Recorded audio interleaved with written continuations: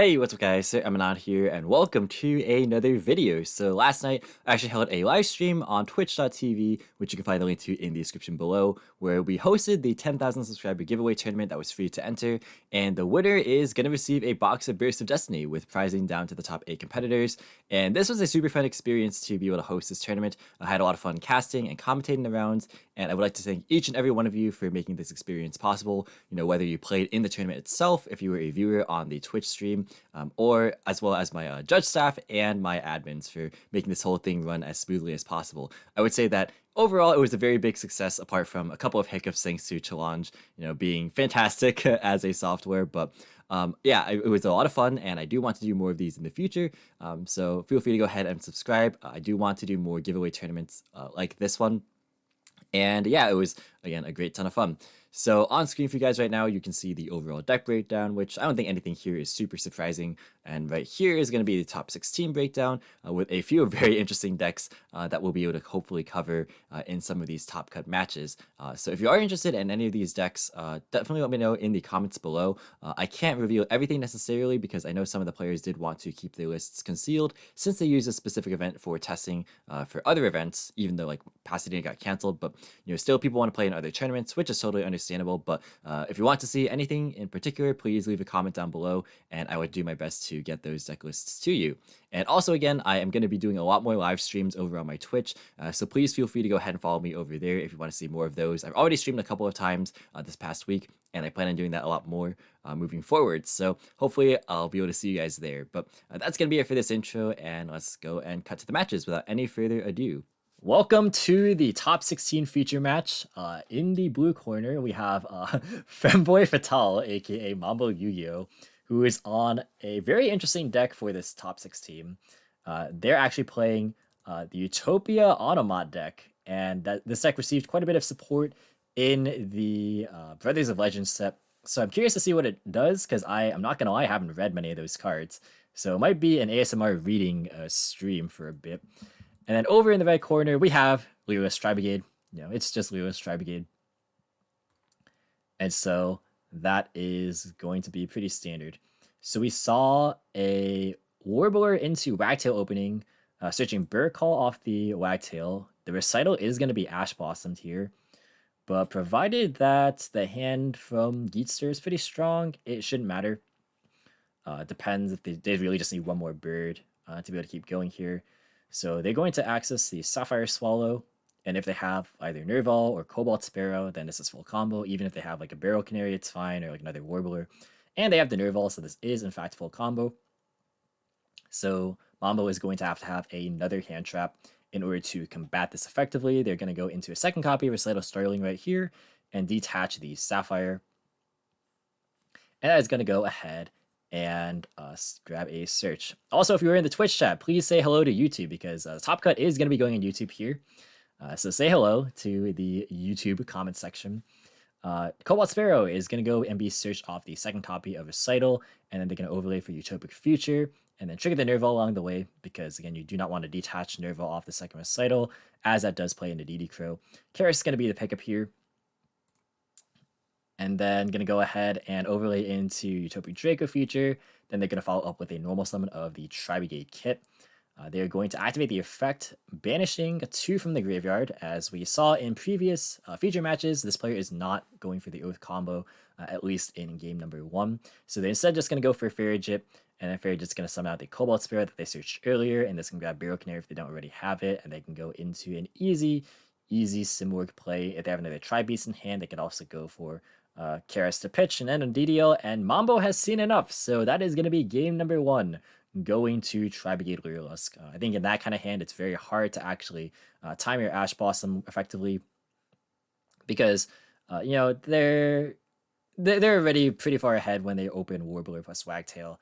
And even if they like Ash the Nerval, if they held it all the way till then, they actually already opened the kit because they searched for Karis. So really not much that Mambo could do in that case. There's not really a singular good time. I guess if you wanted to Ash Bird Call in hopes that they went for the greedier line, maybe, but it's unlikely that that's ever happens. Like, you should never really lose Ash on Bird Call unless your hand is weak. And that hand was not weak. So we're now going to move into game number 2 here, where we're going to see the Utopic Onomat deck go first, and I'm excited for this one because again, frankly, do not know what these cards do. So we're gonna go ahead and watch as Mambo goes first, and we will see what kind of board they can end on. So they're gonna be thinking for a bit here. So they're gonna activate Onomatopoeia, which actually this card I'm pretty familiar with because this was experimented with in Adamantipator for a little while. So that discards a card to, or rather sends a card from hand to grave to add up to 2 of the monsters from these categories. One of just you can't add 2 from the same category. So down comes the Utopic Onomatopoeia, which allows you to on normal summon, or not on normal summon, but during the main phase as an ignition, you can special summon 1 each of these monsters: Zubaba, Gagaga, Gogogo, or Dododo monsters in defense, and then you're locked into Xyz monsters. Out comes the Dododo Dwarf Gogogo Glove, which is a recurable body in the graveyard. And it also allows you to special another one from your hand of these ones. Here comes ZS Utopic Sage. This detaches to special summon a ZW or ZS monster from your deck. And then you can only attack with number Xyz monsters, and you're locked into Xyz from the extra deck this turn, which I assume is what the entire deck does. And so this also has a protection effect, where if a Utopic or Utopia Xyz monster whose original attribute is light will be destroyed by battle or card effect, you can just Balinks. So they're going to go for the Zubabancho Gagaga Coat effect, which allows you to special summon from graveyard, just for free. And then the Dododo Dwarf Go-Go Glove is going to go... Dododo Dwarf Go-Go Glove. I need to enunciate those syllables here. That's going to be brought back from the graveyard here. And then going to go ahead and overlay into Utopia Double. I know what this one does. This one detaches to add double or nothing and then ranks up into another Utopia monster. And its attack becomes doubled, of course. Very, very famous Utopia Double or OTK in decks like Sky Striker and Lunalight. Back in like 2019. And then they're going to go ahead and search for ZW Tornado Bringer.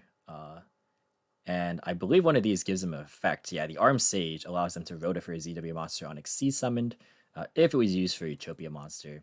They're going to go ahead and search for a copy of Double or Nothing with this, and then they're just going to go into Vanilla Utopia. No Utopia Kaiser shenanigans or anything like that.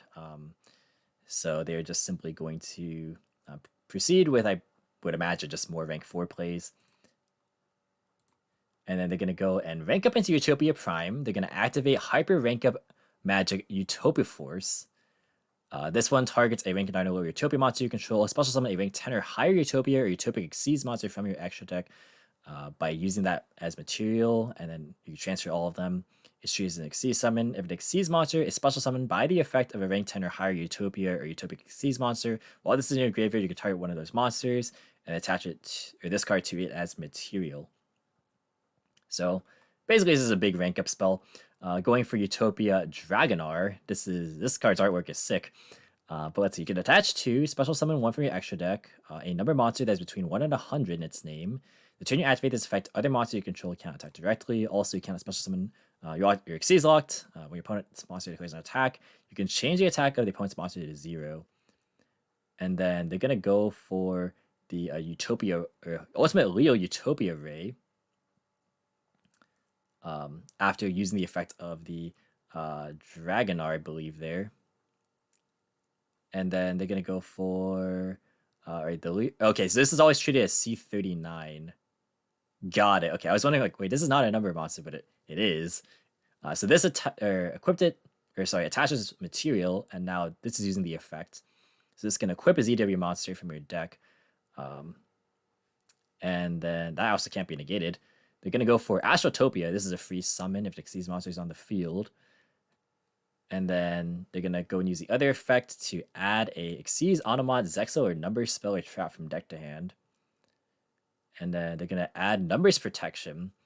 So this is a Omni Negate if you control a number Xyz monster. And then also it can reset itself if a number Xyz monster you control is destroyed by a card or battle or card effect. And then this Pegasus Twin Saber also, I believe, gets its effect. So let's see. If your opponent's life points are at least 2,000 higher than yours, you can special this from your hand. And then you can target one of Utopia monsters you control, equip this card. So it gains 1,000 attack. And then once per turn while it's equipped, you can negate a monster effect activated on your opponent's field. So we have a monster effect, we have an Omni negate. We have Gagagam Magician, which allows you to summon back an Xyz monster from grave, I believe. Yeah. So this probably just makes like Utopic Draco future, if I had to guess. This is a big reading stream. I am kind of struggling to keep up, but we're managing our best here. I actually think I'm doing a decent job. So we're going to go for Utopia Draco future. So we have this monster negate. We have a monster negate on the field. We have a Tornado Bringer, which was searched earlier. So it makes that monster untargetable. And then it also gives it protection by battle. And then they have the Omni negate here. And this is also a quick effect. So this can actually bring out something on the opponent's turn, which is a little scary. And this isn't doing anything else on the field. All right. So it looks like both of these are equipped to the Lethal Ray. They're going to go ahead and activate Dragonar in the standby phase. So that's going to go and summon another number monster. So they're going to go for Hope Harbinger. So now they have a spell negate, 2 monster negates. This can attach. Does it have to attach to that monster? Or can it be to any monster?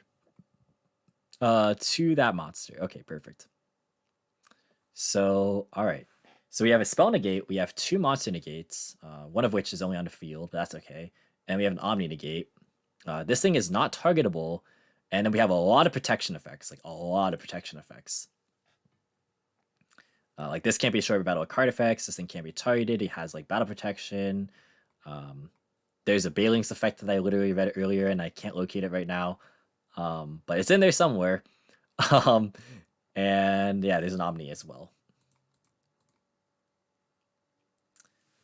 So here we go. That was a lot. And I'm glad we featured this because this is really sick. Okay, so what is Lyrilusc Tri-Brigade gonna be able to do to combat this big board? Also, for those of you guys on YouTube, I do apologize if my commentary is a little bit off because I have been streaming for how long? 7 hours and 23 minutes. So if I missed some things, please forgive me. It's been a long day, and also Challenge has not been kind to us. We've run into a couple of very, very major hiccups here. But, you know, we're somehow actually on schedule. We started on time for Top Cup. So we're doing pretty well. Thank you for the follow, Take. So we're going to go ahead and grab a copy of Fractal off of the Tenyi. And then the Fractal effect is going to be activated. They're going to choose not to negate this. So that's going to go and send Kit. And then Kit's going to send Nerval, I'd imagine. And then Nerval is going to try and grab a search as well. So it's pretty interesting they chose not to Hope Harbinger to negate the Tenyi. There's not too many spells to negate. They might just be holding off for a Bird Call, which is fair. So we also have Jaxel. Thank you for the follow. Appreciate it. Welcome to the Penguin Parade to both of you as well. And for those of you guys on YouTube, if you want to be part of the Penguin Parade, definitely follow me on Twitch. Links in the description below. But yeah, we have Nerval. I believe that grabbed Karis. We're going to go ahead and pitch the copy of Cobalt Sparrow from hand. And that does not fetch the negations either. So Mambo really going to hold off here. They can easily just use the Twin Saber, which is pretty good. This thing doesn't activate. It doesn't look like it activates. So you could just apply the effect to negate, I suppose. So they're going to banish 2 to go ahead and probably go for something like a DDL. Yeah, and then on resolution Pegasus. So yeah, it looks like that thing does not activate, which is a very uniquely worded card. Because I'm not sure if there are other cards that operate in the same fashion.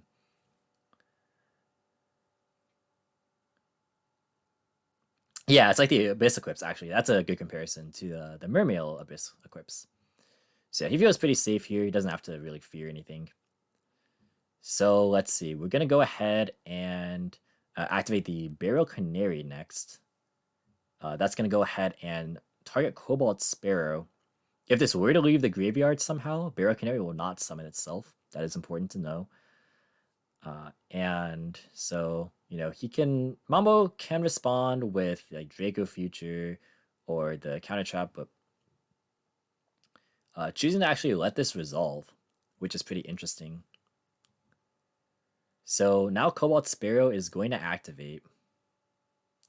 What's interesting is that this board is actually a bit clogged right now, to where the Draco Future can't actually take control of the monster that he would like to negate. So that is a little bit awkward. So like even if it were to negate the Cobalt Sparrow, like this would still be on board to my knowledge.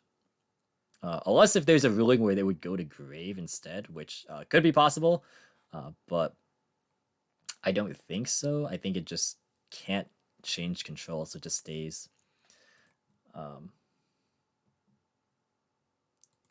So yeah, gonna go ahead and overlay into Recital Starling. So pretty interesting, because this could actually have been a Zeus play, I feel, pretty easily. Unless if there's something that's negating, or that would negate Zeus, because if they had one downer Zeus, well, actually Zeus would be negated by the counter trap, that's true. So yeah, maybe just not wanting to go for that yet. Recital Starling tried to search there, but that got negated by the numbers protection, so we're gonna see if the Lyrilusc Tri-Brigade player has any gas left in the tank. If they have a Bird Call, it'll be negated by the Harbinger. And that'll be it. So game 2 goes to Utopia Onomat, which is pretty exciting. Bailings is attached to the UDF. Got it. Okay. I knew it was there somewhere, but I literally could not locate it. So here we go. His Magician's middle hand. Basically, right? Yeah, Draco Future can be activated, but the monster is destroyed if there is no free monster stone. Really? Is that the ruling? So in that case, if that were true, then the Cobalt Sparrow should have gone to the grave then. But that's not one that I'm 100% sure on, to be fair. Going down swinging, thank you for the follow, appreciate it. Welcome to the Penguin Parade, and now we are moving into siding for the all-important game number 3. So we're gonna see if Mambo is gonna be able to stop the Lyrilusc player's opening hand. The biggest thing about the deck for Lyrilusc, that is you have to be very cautious of the Heartbeast Feather Storm. There's not a whole lot of counterplay to it. I mean, it's literally red reboot or bust, unless you want to play something like Psyframe Epsilon, which I don't think is very practical in most cases. So it's pretty rough out here, but we're gonna do our best to see if we can actually crack through the board. So we shall see indeed. All right. Players have finished siding, and we are now moving into game number 3, where it looks like Lyrilusc Tri-Brigade is predictably going to go first. And now... So that is, in fact, indeed the ruling. Looks like we're getting some confirmation in the chat there. That is very, very helpful to know. So thank you for that, John Wayand. All right, so gonna go ahead and start things off with a Fractal here that's gonna go and send Kit to send Nerval, and Nerval is gonna grab its effect to search. So going to add Karis from deck to hand. They could easily go for the Karis pitch, Tri-Beast, Banish 4 into Omen into Farid play. That's pretty common in sort of weaker hands, or hands that contain like Fractal plus Tri-Beast, if you want to get into your birds. Which is one of the reasons why the higher bird count is seeing a lot more popularity, just because the birds are actually the stronger part of the deck. People quickly realized. But they're going to normal summon Nerval instead. So going for a different approach, they're going to banish 2 from the hand, or 2 from the graveyard, excuse me. And that's going to go and be negated by the infinite impermanence. If they have another Tri-Beast in hand, they can keep going here. They could go and Karis pitch and banish another 2 to try and go for Farid if that's what they're going for initially. They could also potentially go for a Simorgh play. Lots of different options depending on what the hand contains currently. They are going to Karis here. That's going to pitch Sapphire Swallow. One of the ones that's more awkward to open with like the Tri-Brigades. You really want to open like an abundance of Lyriluscs with that. So they're going to banish 2. Mambo has no response to this one. So going to go ahead and banish for the Farid. And now Farid can summon, but actually looks like there's nothing. Which makes sense, because if there was, they could just normal summon Nerval and activate Sapphire Swallow to get the Cobalt Sparrow or the Wagtail out of hand. So that's a pretty good, pretty easy read that Farid didn't have anything profitable to summon. It would have just been summoning like maybe another Tri-Brigade at best, or like potentially like a Barrel Canary, but that doesn't seem very good. They're gonna resolve Farid and then go to end phase, activating the Simorgh into Apex Avian, but this seems very, very beatable in comparison to the turn 1 board that we saw, or the game 1 board rather. So now Utopic Onomat is able to just, well, they have Dark Ruler anyway, so it didn't really matter. And now they can activate Rhoda, and this is looking pretty scary. Do we have hand traps on the side of Tri-Brigade Lyrilusc? Because if not, it looks like Utopic Onomat might actually just be able to pack this one up. So we will see what the search is going to be. Lots of really, really good options here. A lot of the deck contains warriors, of course, as is standard for the Utopia strategy. So thinking a bit here, and I'm curious as to how, I guess, like you would normally try and go for like Utopia double. Ooh, Drone Lockbird coming down, seeing a lot of searching in the previous game, and now gonna put a halt to that. But yeah, Utopia double would be a pretty good win condition if not for the Dark Ruler here. So they're gonna have to find some way to actually clear the board. Clearing both of the winged beasts here is probably top priority. Well, you don't actually have to clear the Simorgh right now, but it will be a problem if you can't clear it later. And the Karis also has some follow-up in it. So Utopic Onomatopoeia is going to activate. That's going to summon out the Zubabancho, or Zubababancho. There's 3 bas in here. Zubababancho, Gagagakot. And now we will see what the play is. So they're going to overlay these two into a rank 4. I can't predict what these plays are because I am not at all familiar with this deck. But it looks pretty convincing game too, I gotta say. So let's see what the play is.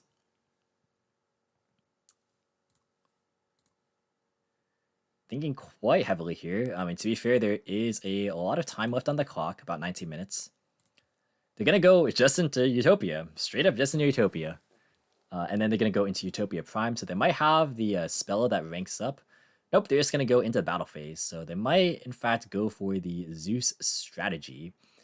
So they're going to go and attack into Utopia Prime. I don't think anything locks them, apart from just Xyz, which, I mean, Zeus happens to be one of said Xyz. And then they get to wipe the board here. So this is a pretty reasonable setup. Not sure what the follow-up here is in hand. We didn't really get to see anything. But it looks like there is no follow-up on the side of Lyrilusc. They're just going to pass. So if Mambo can close things out this turn, this is probably the best chance to do so. They're going to start off with Astrotopia because the Xyz monster's on the field. They're going to go ahead and summon it. They're going to pitch the spare copy of Evenly, and that's going to be met with Ash Blossom. So no search for an Xyz, Onomat, Zexal, or Number Spell Trap this turn. And now we'll see what the rest of the hand contains, aka the last card in the hand. Is it a monster that can be normal summoned to go into an extra deck play? They're looking into their extra deck quite a bit, but instead they are going to switch the Zeus to attack position. And will... Oh, another copy of Astrotopia. All right, well, this does indeed make a rank 4. Is this a rank 4 that can actually make the game? The Abyss Dweller is not a bad one. This answers a Fractal top deck if they're relying strictly on like a Nerval search. Pretty good. They can just go ahead and end phase here, and then they're going to Dweller in the standby phase. They have to deal with a Zeus and a Dweller, and they cannot do it with a top deck Harpy's Featherstorm. And Utopic Onomat, piloted by Mambo, is going to make it into the top 8 of this tournament. Oh boy, that was very, very frightening. But congratulations for winning this match. And wow, that was crazy, huh? Game 2 especially was pretty wild. Alrighty, so we are in now the top 8 feature match, and we missed the die roll, but it looks like Yuki Usagi in the red corner is going first, and they are playing Heroes, the real DPE deck, the native archetypal deck for DPE, versus Tri-Drake, who we've seen previously on Swordsoul Tenyi. So yeah, we're going to see Hero go first. They're going to E-Call into a Stratos, which is a pretty good start here. Definitely not a bad one. They're going to Stratos Effect And that is going to go and grab a search for maybe like a Ferris. I know a lot of the combos right now are pretty actually focused on the Vision Hero Vion. I think even like some of the ratios right now are like even like 3 Vion, 1 Stratos for some lists. I don't think it's like super universally agreed upon yet, but it's a pretty interesting kind of a evolution. So Fusion Destiny is going to go ahead and be activated, sending Malicious and Denier, sending out DPE, and this is not by any means the end of the combo because, you know, the entire deck is Dark Heroes. Pretty much, like, most of the deck is Dark Heroes. So they're going to Malicious to summon Malicious. They can also Denier to summon itself and put back Malicious. And they can go into something like a Cross Crusader, which is pretty solid. And we also saw that they searched Ferris, so they will probably get access to Increase, and then increase into the Vion as well. So yeah, Denier, summon itself, put back Malicious, and then they are going to be able to proceed from here. What is their play going to be? Cool thing is that, like, this deck doesn't really lose its heart to Nibiru anymore, just because like they still will always be able to have TPE essentially guaranteed. They're going to go ahead and activate a Dusted Gold's effect in hand. That's going to pitch itself to search for a Dark Calling. I wonder if they can actually use it this turn. A lot of people use it as just the push for Malicious Bane, but they're going to Tribute for Plasma, it looks like, and I totally got caught off guard by this artwork. But yeah, they're just going to go to end phase, so not even going for any of the Cross Crusader stuff, not going for Ferris, they're holding it. They're just going to end on a humble Plasma DPE. And they said GG, and they meant to say good. bit of a difference there. But yeah, play is gonna pass over to Swordsoul. So they're gonna draw for a turn, and how are they going to out Plasma? That is the question. So they can't Moye, they can't Taya. They're gonna have to go for like a Long Yun, but if you do that, then you get popped by DPE. So you're gonna have to like start up with Tenyis, hopefully get a Vishuda to bounce, and then out the Plasma. Or you can do a vice versa, depending. They meant to write G instead of GG. So they're going to start off with Adhara. They're going to go into Monk. This isn't really super threatening yet, though, but they might have Vishuda in hand, so they could do that. So they are thinking here if they want to actually use DPE, but they're going to choose not to. So let's see if they have like an Ashina or if they have a Vishuda. They're going to Chalice Plasma. So that actually makes their, plays much easier because now they can simply, worry about DPE. And they know 2 of the cards in their hand. They are Dark Calling and the Ferris. So they're going to normal summon the Moye and activate the effect to reveal Adhara. And the last unknown was Effect Veiler. Very, very solid. So now Trike Drake is down to 2 cards. They could chain Heavenly Dragon Circle if they have it. And that would be good to dodge the Veiler. So they are going to do that. They will dodge the Veiler, grab a Worm to hand. They will also get a token to their side of the field. This could grab possibly the Water Tenyi as well, the Shithana. Or it can grab like a Long Yun perhaps. And they are going to grab the Shithana. So they're going to use that as potentially a means to force out this DPE. Because they are threatening Bashia currently. So they're going to have to definitely do something. And now DPE is potentially going to have to be used. Because again, the 2 cards in hand are Ferris and the Dark Calling. So they're going to activate the DPE. So that's going to pop itself and the token. So we know that one of the cards in hand is another Adhara. So the last card in hand has to be... Ooh, what could it be? Long Yun, I suppose, is pretty good here. Oh my goodness, and they had it, of course. So Long Yun gonna go ahead and pitch off the Adhara, summoning the token. They can go into Chi-Shell, and then they could Chi-Shell, banish Blackout, and then they could go ahead and summon the token. They can go for Baron de Fleur. And this is game. This is game. Yeah. Wow. They actually managed to go for game right here. So this is pretty solid. I mean, their hand was very good. It was Moye, Double Adhara, Chalice, Heavenly Dragon Circle, and Longyun. So pretty good. Amatera is saying, hey, that's almost like me. Context is that they won their top 16 match by summoning Plasma in their Drytron deck. And literally sat in Plasma that absorbed a Zeus and just attacked for game a bunch of times, or attacked a bunch of times for game. They know both the cards in the hand again, like they are Dark Calling and Ferris. So not too hard to play around, but they're actually going to go into a different line. Just kidding. They're going to go back. They should see the line for game here. They're going to go into Chi Shell and activate the Chi Shell effect. And this is pretty easy to go for game right here. At least I feel it should be pretty easy. They're going to pick up a Summit.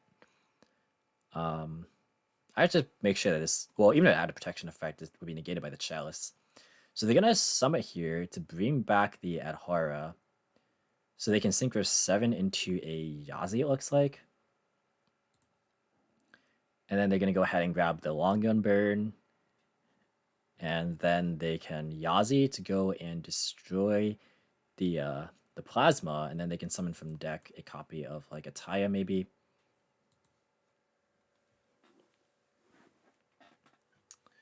But yeah, I mean, I think this works too, as long as they can actually get to game. I'm not sure actually if they can though, but it was game if the Chi-Shao just banished Blackout and they summoned a token, and they went for Baron de Fleur and then Baron pop Plasma, because that would be like they would take the 1200 burn, so they'd be 68, so it'd be 3k plus 28 plus 1000 is exactly 68.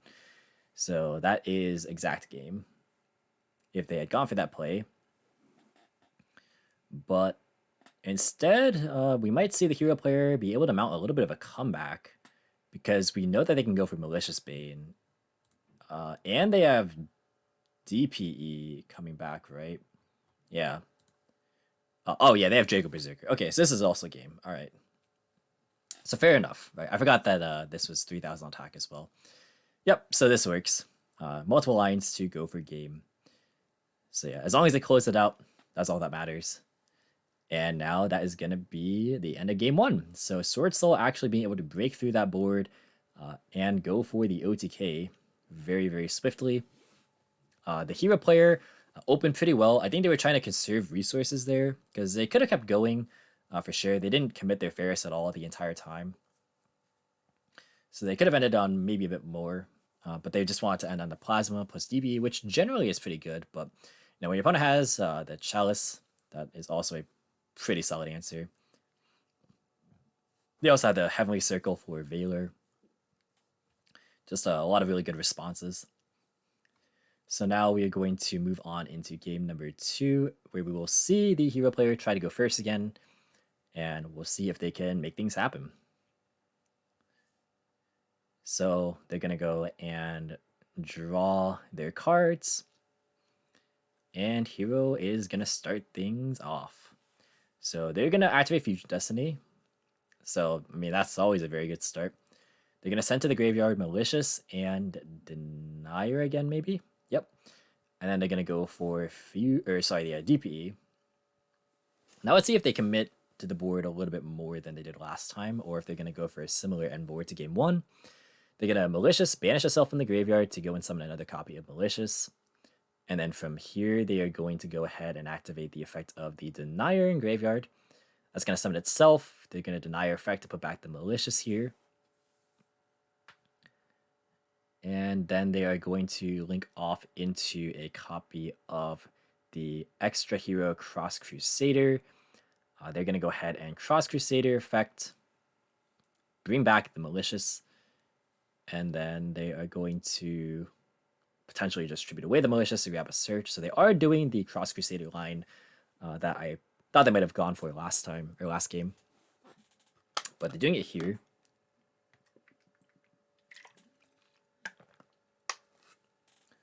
Ooh, and then they haven't normal summoned yet, so they can actually go for a normal summon of Shadow Mist. And they could tribute it off, or they could just hold it here. Okay, they're gonna go for Plasma again. You know what? Fair enough. Fair enough. They didn't have to actually go for Cross Crusader then. They could have just like Special Malicious, Special Denier, Deny Pop Malicious, Normal Summon, and then save the Cross Crusader because that would be 3 monsters for the Plasma anyhow. But this works. They get Vian for next turn. So again, they have good follow-up and they end on the same 2 boss monsters. But does Swordsoul have the answers again? Find out. Oh, they're not done yet. Just kidding. They're going to go ahead and activate Malicious's effect. So Malicious is going to banish itself to summon another Malicious. And what can they do? I guess the only real play they have is potentially a Ferris, because like otherwise this would just kind of be here. This will kind of be here. They could also just set Mass Change. And Mass Change in the Dark Law is pretty nice, especially against the Tenyis. So we will see, Oh my goodness, my voice is really going on me. Again, if you're watching this on YouTube, this is a struggle. Although I'm pretty sure I'm actually just gonna put all of these into one video, rather than like making separate videos. You know, just cause like, not really a whole point. It's a lot of a point in just separating them. So Ashna gonna be summoned, and there we go. We mentioned that Mass Change was a possibility, so that's going to go ahead and send away this copy of Malicious, and then go into a Dark Law. So now, linking away into Monk, it doesn't really accomplish a whole ton, unless that they have more Tenyis in their hand. So they have 2 big problems to deal with now, like just 2 big Floodgate monsters. So they're going to have to try and deal with both of them here, not to mention that's going to be protected by a DPE pop. And any searches for answers also can get ripped away with Dark Law. Should not forget that. What I want to see is Dark Law banishing Blackout from hand and then getting the token. That would be pretty funny. But we shall see. So they have Forbidden Chalice again. That's going to hit the Dark Law. So now they have to deal with Plasma, which is not the most impossible thing to achieve. So they're going to go into Monk here, and this is going to force a response, because if you don't DPE, then they go Ashna into Vishuddha, and then they Vishuddha to bounce your Plasma, and then they can just go Swordsoul stuff. But now here, this is going to be resolving, so the Ashna is going to summon out Vishuddha, and then they can just link it to another Monk, and now they have 2 non-effect monsters, so the DPE is not going to be enough to stop that. So now they can just simply Vishuddha to bounce the Plasma. And that'll be pretty good. So Monk number 2 hits the board, they're going to Vishuddha effect, and they're going to bounce one of these. It might not even bounce the Plasma, depending, but they are going to choose to do it. So we'll see how this goes. They could also now go into a Shaman play. Might be a bit too early for that. They have still 4 cards in their hand. And this was all done off 2 cards. They added both the cards with 2 cards of their own. And they were very efficient in doing so, because they still have a lot of board presence. Now they're going to go and normal summon Moye, revealing the Taya, and that's big. Because now these 2 can go ahead and pitch Taya to summon back the Taya, and Taya can go ahead and go into like a Draco Berserker or something, which is definitely not bad. They might feel pressured to DPE here, because again, this is threatening Bashia. So that is definitely a factor they have to consider here. They're going to activate the effect of the DPE, popping itself and the token. And now DPE Grave Effect activates, of course. We know one of the cards in hand is a Vian, and another one is Plasma. So if the last one is not a very impactful hand trap, then this could again be an OTK from the side of Swordsoul. They're going to link 2 into the Shaman. And now we can maybe again see the play where they go Shaman pitch the Taya. Summon back the Taya. They also have the Shaman effect to potentially just straight up pop this Dark Law. If they attack with like Monk, they're gonna go and bring back the Taya. And Trike Drake playing this very textbook, but very well at the same time. Just playing very efficiently with their cards. So they're gonna go ahead and banish Monk, and then they're gonna summon out the token here. And I believe this is a person who finished first place in Swiss, by the way. So very strong showing. They're going to go into Draco Berserker because, of course, you cannot activate the effects of extra deck monsters except for Tenyis. Taya gets to activate here as well, so that can now send something like an Add Hara to add follow-up, which is very good. So overall, just a lot of really good resources right now.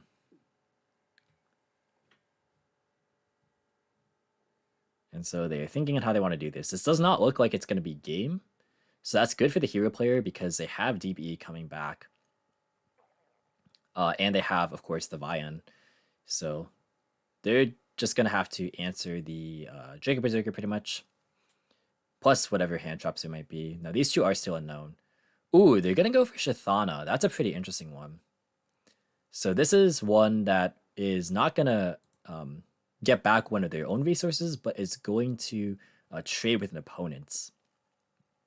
So they're going to go ahead and Draco Berserker attack. It can actually only make a second attack on monsters. So they can't attack directly here.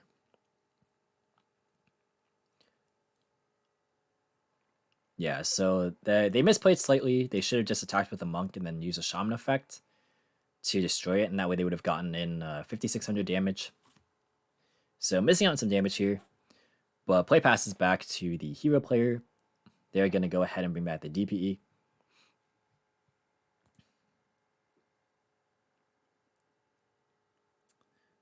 And we shall see. Let's see. I feel like they shouldn't have popped the token, locked them into synchros. Also valid. Yeah, they probably just did not see the Shaman line.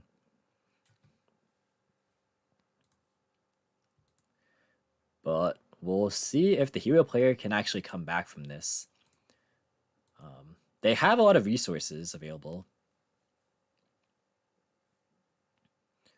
It really just depends on what hand traps are in the Swordsoul player's hand. Because they could simply force the Draco Berserker here if they want to. It would force them to give up their DPE. But it might be worth it if they can like combo into an OTK, which Hero is very well known for being able to accomplish. So yeah, we'll see.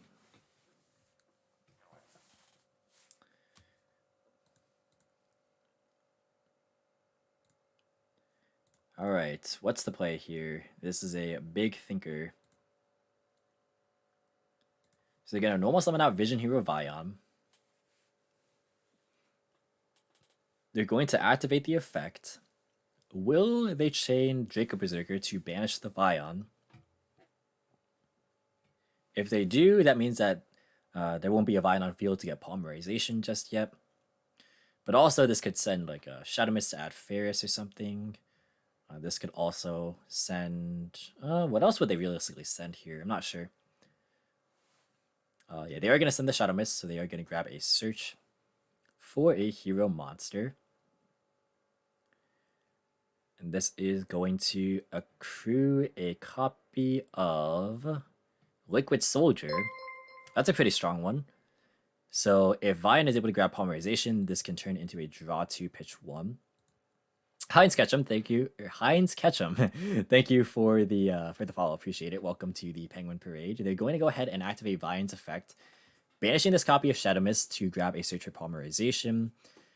So now they have the ability to go into like a Sunriser play if they're playing it, and that's pretty good. And Kalti Senpai, thank you very much for the follow as well. So they're going to go ahead and polymerization here. There's no response from the Swordsoul Tenyi player, so they're going to go ahead and just fuse away the Liquid Soldier and the Vion. Summoning out the Sunrise, so now they can do the chain block. So Liquid and Sunriser, they're going to chain Draco Berserker in response to that. So they're going to banish the Sunriser. Or Sunrise, excuse me. I keep calling it Sunriser, but it's just Sunrise. So now they get their search for Miracle Fusion, and then they get to draw 2 pitch 1. But now that is the only known interruption out of the way. If there is no hand trap, then I think Hero can actually take this game pretty well. We don't know what a lot of their cards in their hand is. We know Plasma, we know Miracle Fusion, and I think that's it. So lots of cards to work with, especially given some fresh draws. Just got to be leery of this Shaman because it is whenever attack is involved, or attack is declared involving a non-effect monster, so they don't have to be the ones attacking. They're actually going to get rid of a Call by the Grave. So not fearing the cards like Ash Veiler as much as maybe stuff like Nibiru. Which, they're only on 2 summons, so it's not too bad. They actually have Ferris now. So they are going to pitch the Plasma to summon out the Ferris. And Ferris's effects can equip the increase from the deck. They already have gone through Vian this turn, however, like both the effects. But, I mean, technically the second effect of Vian is not a hard once per turn, but most hero builds just play 1 Polymerization. So they're going to go and increase to tribute away this Ferris. So this is summon number 4, I think. And increase is going to go ahead and special summon a Vision hero from the deck. They're going to pick up another copy of Vian. And now they can get hit with Nibiru. So we will see if that ever gets dropped this turn. To be fair, the Swordsoul player's follow-up is not as strong here as it would be if they went for hard to add back something like Ashina. They went for the Shithana instead. So that's another like battle phase, I guess, trick to watch out for. Cross Crusader going to bring back the Denier, which can actually recycle something like a Malicious back, and that can allow for 1 more extender if needed. This can also get a search for another hero monster. And that can search for something like a Dusted Gold, which is pretty good. And so a Dusted Gold can maybe go for a Malicious Bane OTK. We did see the Dark Calling stuff in the main deck here. So they're going to simply just summon another copy of Malicious here. And they're going to activate D-Force. Oh, let's go. All right. So this card adds Plasma from deck or Graveyard Hand. It locks you out of drawing during your draw phase, but also it makes it so that any of your cards you control can't be targeted. Also, it gives your Plasma extra attack, and then the ability for it to attack twice. So that is pretty nice. They do, again, have to be a little bit cautious here because Shithana does not target, and neither... Actually, no, the Shaman does target. So, let's see. If this is destroyed by battle a card effect. So, how much attack is this Plasma? It's 100 for each monster in the graveyard. So 1, 2, 3... And then 1, 2, 3, 4, 5, 6, 7, 8, 9, 10, 11. So 1,400 attack. So it's 3,300 base. They're going to take this copy of Draco Berserker. We will see if and how Shithana and Shaman are used potentially. So you have to attack the Shaman first. Ooh, this is interesting. So, yeah, you can destroy any monster, not even the one that destroyed the non-effect monster. So maybe it was worth it to actually just absorb this this monk here. DB causing the opponent's monsters. Oh, I think that was actually just game, right? Was it? Because the DP was on 25 and the monk was 0. Wait, does D-Force actually boost all of your monsters, or is it just the Plasma? Because if it boosts all your monsters, then it's just game, right? Let me actually check that real fast, because I literally just read this card and I already forgot what it does. So let's see, D-Force. If my Edda Pro stops lagging. Whoa. All right, here we go.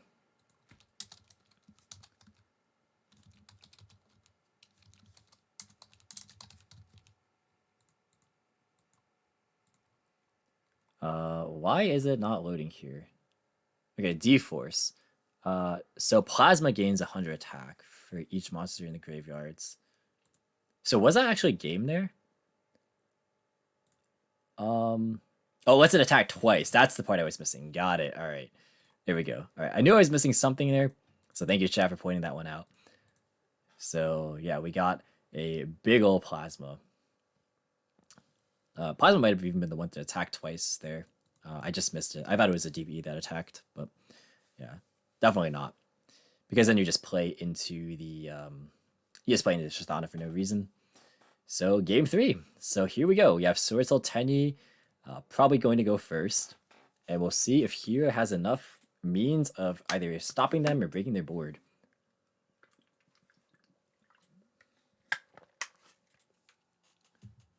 All right. So game number 3, we're going to see the Swordsoul Tenyi player go first. And it'll be, it's to their advantage for sure. But Hero definitely is not a deck that can't go second. They have a lot of OTK tools, as we just saw. And they have room for hand traps and stuff. We saw them playing like Valor, for example. So the Swordsoul player is going to start things off with a Summon of Adhara. That's going to be linked away for a Monk of the Tenyi. Do they have more to do here? They're going to normal summon up Moye. And Moye is going to reveal from the hand a copy of Taya. And then that's going to generate a token. They're then going to synchro summon into a copy of, I imagine, the Chi-Shell. So you got to Chi-Shell and the effect of Moye. Excuse me. And then they're going to draw a card and then grab a search off the Chi-Shell. And that is going to grab potentially something like an Emergence, because Protos seems pretty good against this deck. If you can Protos call Dark, for example. That seems to be very, very good. So if they have like a long gun in hand or just like another way to get another attribute, they'll be good. They might even consider just banishing their own Chi-Shell for it. But they also need to be careful that they're not like relinquishing all their follow-up. They go for a Protos, which can sometimes actually be a problem with the card. We've seen a lot of instances against like Lyrilusc specifically where like they Protos call Wind, like they out their own Baronne de Fleur, and then Lyrilusc can just pass, and sometimes it's just not going to be game from the side of Swordsoul. So they are going to grab Protos here. And now they are able to go for it if they want to. They have Taya Protos in hand. The rest of the cards are unknown. And so they could banish, like 3 attributes and just go for the Protos. Let's see if that's the play that they decided to do.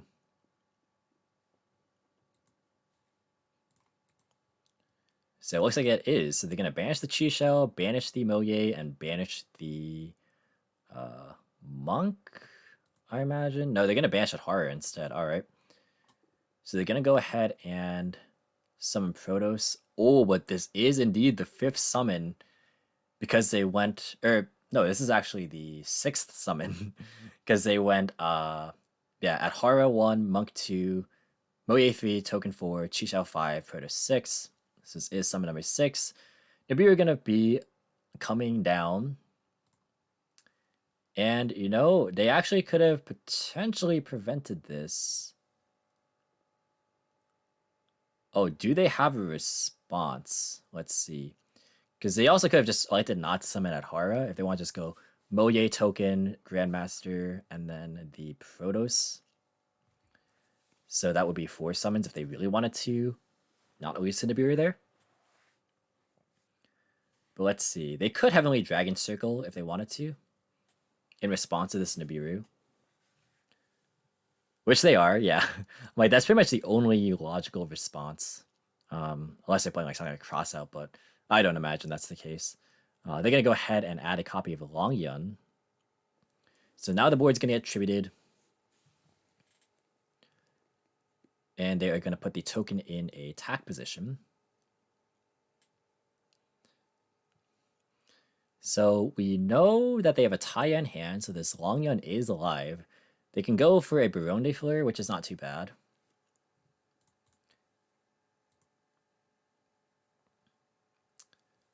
Yeah, but yeah, they should have, I agree that they probably should have banished Monk instead of the Adhara, because now they get Adhara add back. Like the monk really wasn't going to be doing a whole lot. Like even if their plan was just to go Protoss. Maybe their plan was to go like Heavenly Dragon Circle to tribute away monk after they Protoss and then go for a long gun play. In which case, that makes sense. But they're gonna long gun pitch Vishuda actually. So now one of the cards in hand is known to be Taya, and the other is unknown. So they can go for a Baronne de Fleur. They could go for Chungying, but yeah, they're gonna go for Baronne de Fleur. So they're gonna go and activate the effect of the Long Yun, burning for 12. They're gonna activate Baronne. Chungying wouldn't even be like that great here. They're gonna set one, which is not the Taya, and then they're going to pass. Not much else to do here. So Hero has to play against, at maximum, 2 interruptions. And that doesn't seem like the end of the world. Really just depends on what the Hero player's hand is and how they navigate the board. If they don't end the game, Swordsoul has a fair amount of follow-up. It's not like the most amount of follow-up, but it's pretty decent. Vine is a good start. This is going to be able to send a hero monster if there is no response. Imprim going to be used in response to the Vion. So now the interruption Baronne de Fleur is the only one remaining and is, of course, known. So Hero has 4 cards to push past the Baronne de Fleur and try and probably go for game. Can they do it? Depends on, again, just how they play it out. So we will see if they are able to break the board here. The Nibiru token is very small. It's only 1,000 attack thanks to the Tribute Fodder being solely the Monk of the Tenyi. And we will have to wait and see. They're thinking quite a bit. Fusion Destiny is a very good start. This might force out the Baronne de Fleur, and it is. And actually, they could also Baronne de Fleur to bring back Protoss. Oh, and it looks like they're just going to go to battle phase and crash with the token. That does not seem ideal. And they're going to just pass here. That is pretty rough for our hero player. Swordsoul is going to go ahead and activate Baronne de Fleur into standby phase to tag out. And they're going to tag back into the Protoss. So now they can just Dark Lock their opponent forever. And that is not going to bode well for a hero player, which is unfortunate for them. Cool Monkey Boy, thank you for the follow. Appreciate it. Welcome to the Penguin Parade. Even though you are, as your name implies, a Monkey Boy. So they're going to be thinking here, they have a Taya in the hand, so they can Taya to banish one of these cards to go for a potential like Shishel. So I wonder, okay, so it looks like the red player has potentially a response. I wonder what that could be.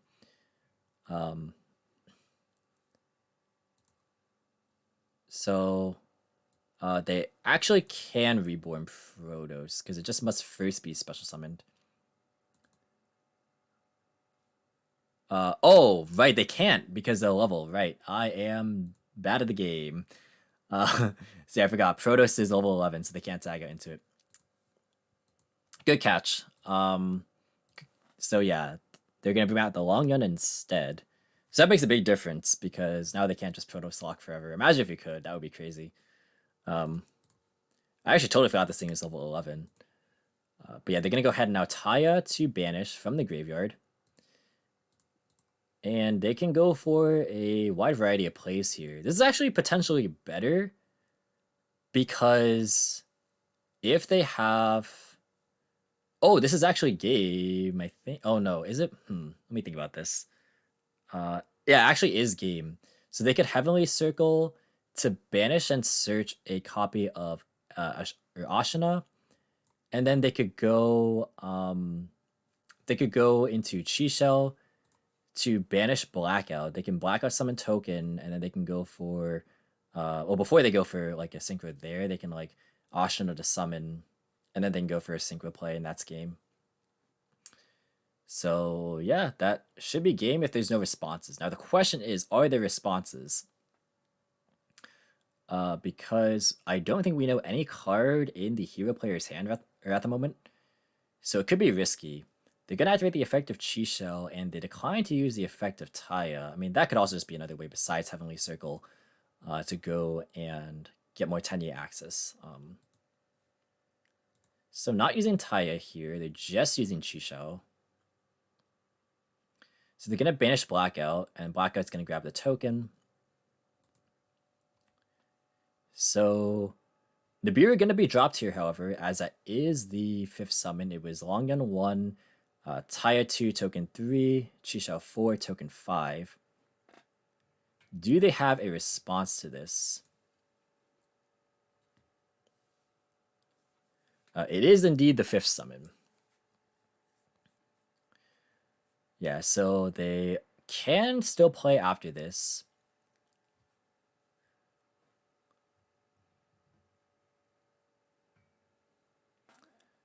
Because they do have the Heavenly Dragon Circle.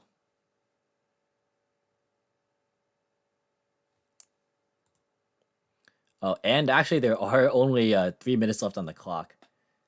So that is pretty... that is going to be a lot of pressure on the hero player because the long gun already burned for 1200 damage.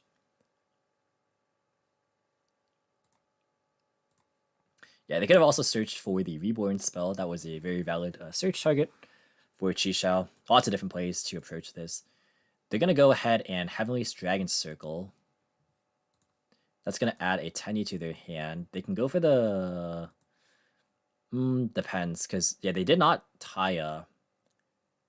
So they don't have any Tenyis in their grave. Like, if they had an Ashina in grave and, like, they would do a search, like, an Adhara, that would have been pretty good. But as it stands, they're just going to search Ashina, summon it, go into Monk. They can, I guess, go into an Ashina, or go Ashina into an Adhara. They can go into, like, a Shaman, and then they could, like, Adhara add back Moye, and then Shaman summon back Moye, but they would need another, like, Worm in hand. They could also do what they're doing here, which is summon out Shathana, and then go into Shaman this way. Very interesting. So, let's see. I don't think the last card in the Swordsoul player's hand is known either.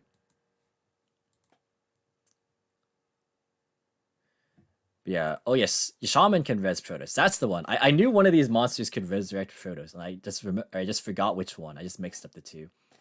Yeah, it's a Shaman that can bring back the Protoss.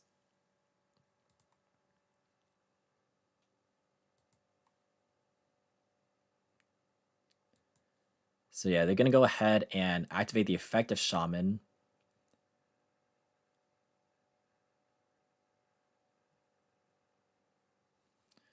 And it looks like they're experiencing lag issues. It is 43 seconds left on the clock.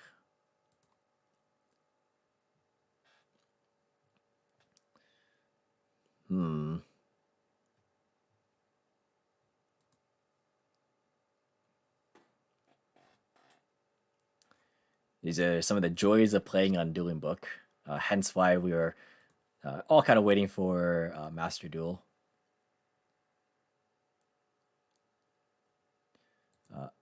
And also why some people play or prefer Edo Pro, which is understandable. Yeah, we can give an extension. I agree. We should give an extension for this. So that's time, but we'll give an extension here due to the lag. I wish there was a way for me to type to the players directly. I guess I could use Watcher's chat.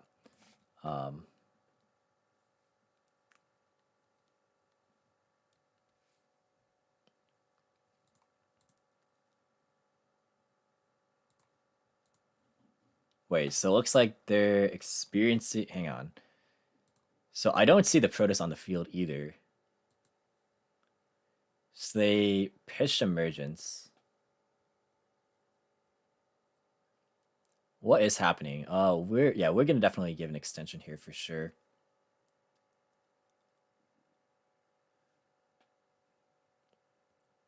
Yeah, we're gonna do once this timer hits -1 minute, we're gonna do a 3-minute extension. So starting now.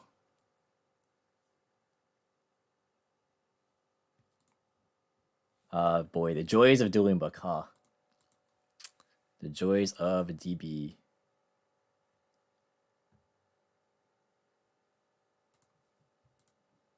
Oh boy, oh boy, oh, do you see this? Oh boy.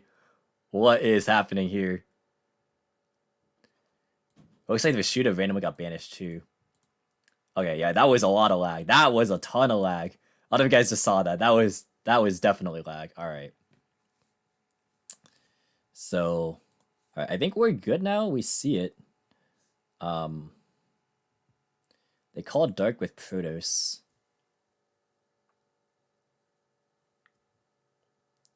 And then they went ahead and passed. Did they Vishuda to bounce? Because I don't think this Vishuda was meant to be banished. Maybe it was.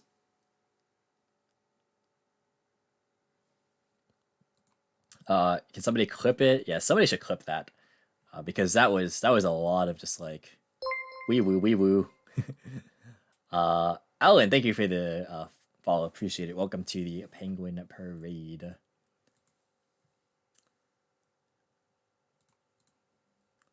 Yeah, they are both experiencing a lot of lag issues. Yeah, because now we see the Protoss, but it looks like the red player didn't see it. Okay, now they're both good.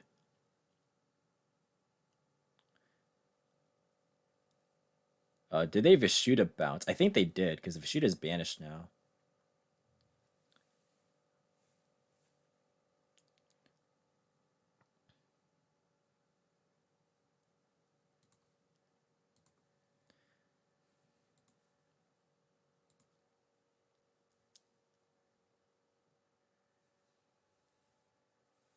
Yeah, they banished Vishuda. Oh, but they weren't supposed to? Man, what a weird time. Alright, so yeah, they did not banish it. Okay. Oh boy. Alright, so there's about 30 seconds left. So just letting them know if they are listening. I don't know if they're listening into the stream.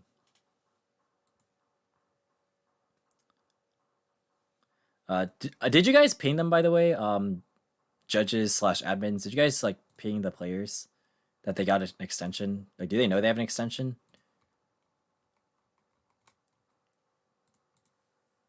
Because they should be you guys should let them know if they don't if they didn't.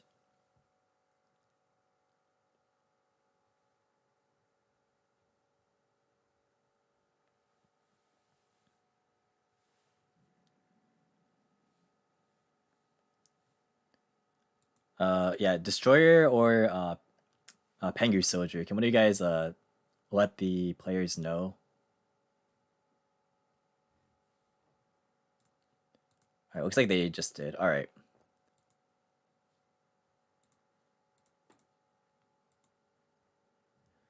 Alright, hopefully that information is being communicated to them.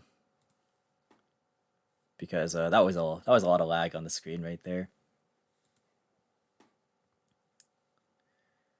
Alright, so what is the plan gonna be from the hero player?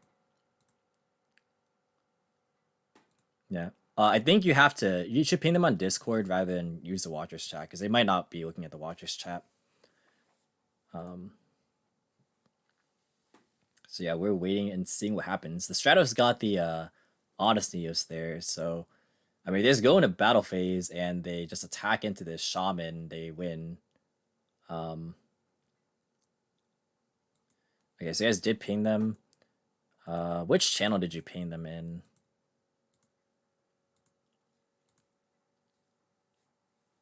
Okay, you pinged them in the timer chat. Okay. So they're gonna go battle phase. They're gonna go and attack with Stratos, and they're just gonna attack into the Shaman. And I guess it's just gonna be game right there. So a very, very weird game 3. Yeah, it wouldn't be a DB tournament without lag, naturally. That's just kind of how it is. And yeah, that was definitely like genuine lag, because like we saw on the screen, everything was flying all over the place. Like the emergence and the Vishuda were all just like flying everywhere. So it's unfortunate that it was that close to time, because it didn't, you know, like it might seem to the untrained eye that was like malicious, but it definitely was not, because we literally saw the lag on the screen. So yeah, end of the phase indeed is the end of the game here. Yeah, somebody, one of you guys should let them know that it is going to be the end of the game.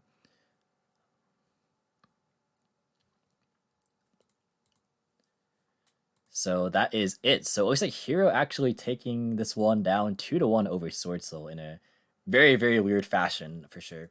But that is, time rules. That's just how kind of things are. And that'll be that. Yeah, 40 minutes. You may begin. All right, so it looks like we're going to see the Hero player actually winning the RPS. And they're going to opt to go first here. So let's see what kind of board they set up. If Alan has any way to stop them. And starting out with Stratos is definitely not a bad way to kick things off. So normal Stratos, in fact, is going to go ahead and search for a copy of the Vision Hero Ferris. And then we're going to go and pitch the Shadow Mist for the Ferris.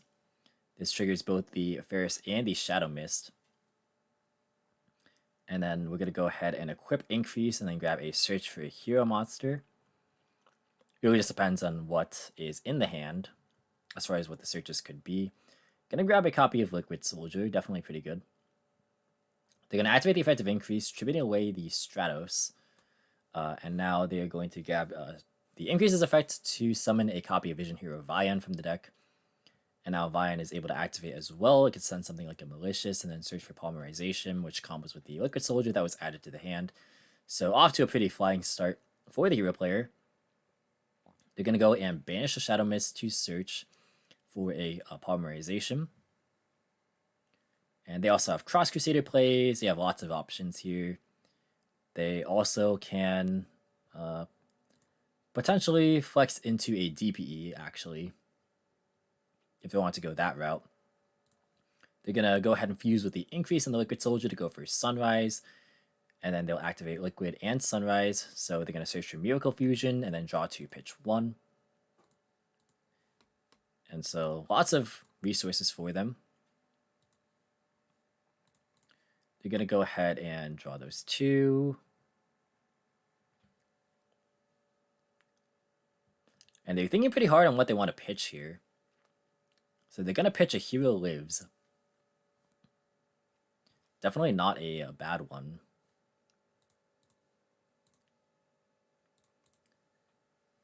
So let's see what they end up doing.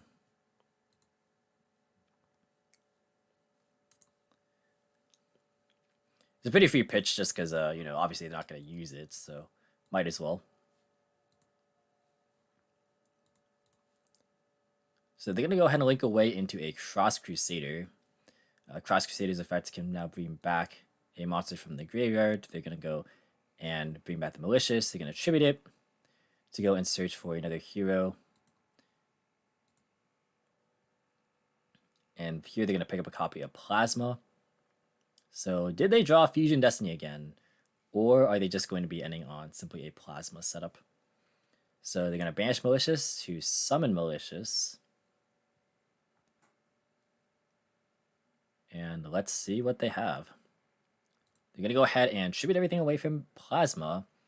Are they going to commit to Miracle Fusion this turn?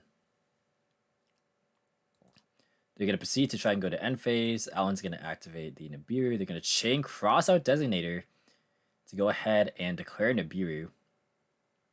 And that is pretty good. We actually did not see Crossout Designator at all this entire weekend. And by weekend, I mean just today. But we did not see it at all this entire tournament. So this is the first time it actually is coming in to prevent Nibiru from, tributing away the Plasma. So they should know Miracle Fusion and the search target off of the Cross Crusader, I think, which I can't remember actually what it was off the top of my head. Oh no, it's Plasma, yeah, which they just summoned. So they don't know anything besides that. So black metal are going to be normal summon. They're going to go ahead and activate the effect of the black metal dragon. And they're going to chain block it with a striker just so that they don't get hit with Ash. So that's fair enough. So they're going to go and grab the Red MD, and they can now just summon Red MD and attack over the Plasma. So unless if there's like an Honest Neos in hand or something, this is going to get outed. So battle phase, I mean, obviously they're going to try. You can't really, play around it too much. And they actually do have it. So they're going to go and declare the Honest Neos. And that's going to be a big Plasma. 1600 damage to the face. Or is it 21? Maybe I miscalculated.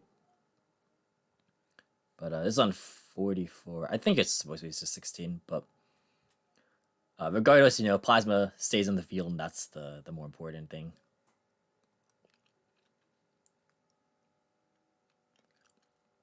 So dragons are just going to set 1 and pass. They do have like tiding and stuff to out this too. So it's definitely not, the end of the world for dragons here. So play passes back to heroes. They don't have any more maliciouses. So we'll see what kind of follow-up they kept. We know they at minimum have Miracle Fusion. Do they have like an extra copy of Vion or something? I mean, they also can just banish the Liquid Soldier to get more draws. See if they can pick up more extension. They're going to banish the Vion and the Liquid Soldier. So that's going to let them go into a copy of Absolute Zero. They're going to trigger the effect of the Liquid Soldier. So that's now going to draw 2 and pitch 1. So they're going to draw 2 and then pitch Vion. They're pitching Vion. That's a pretty big discard. So their hand must be very, very good.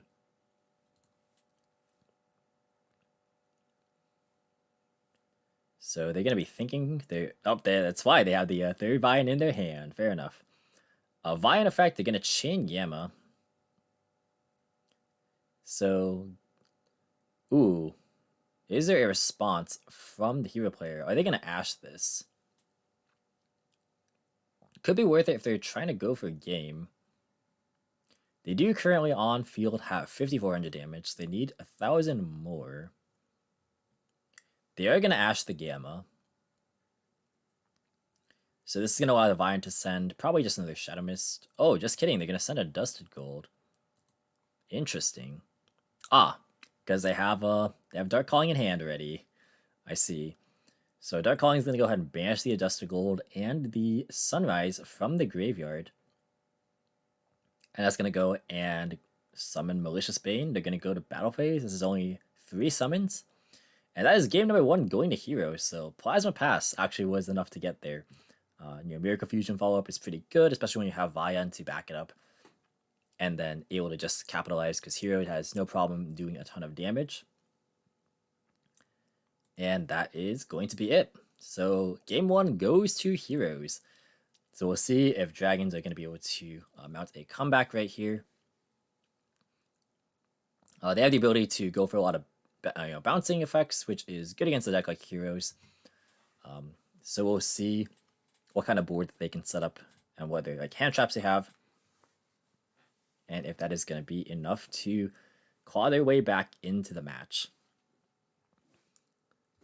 So let us see what is going to happen here in game number 2.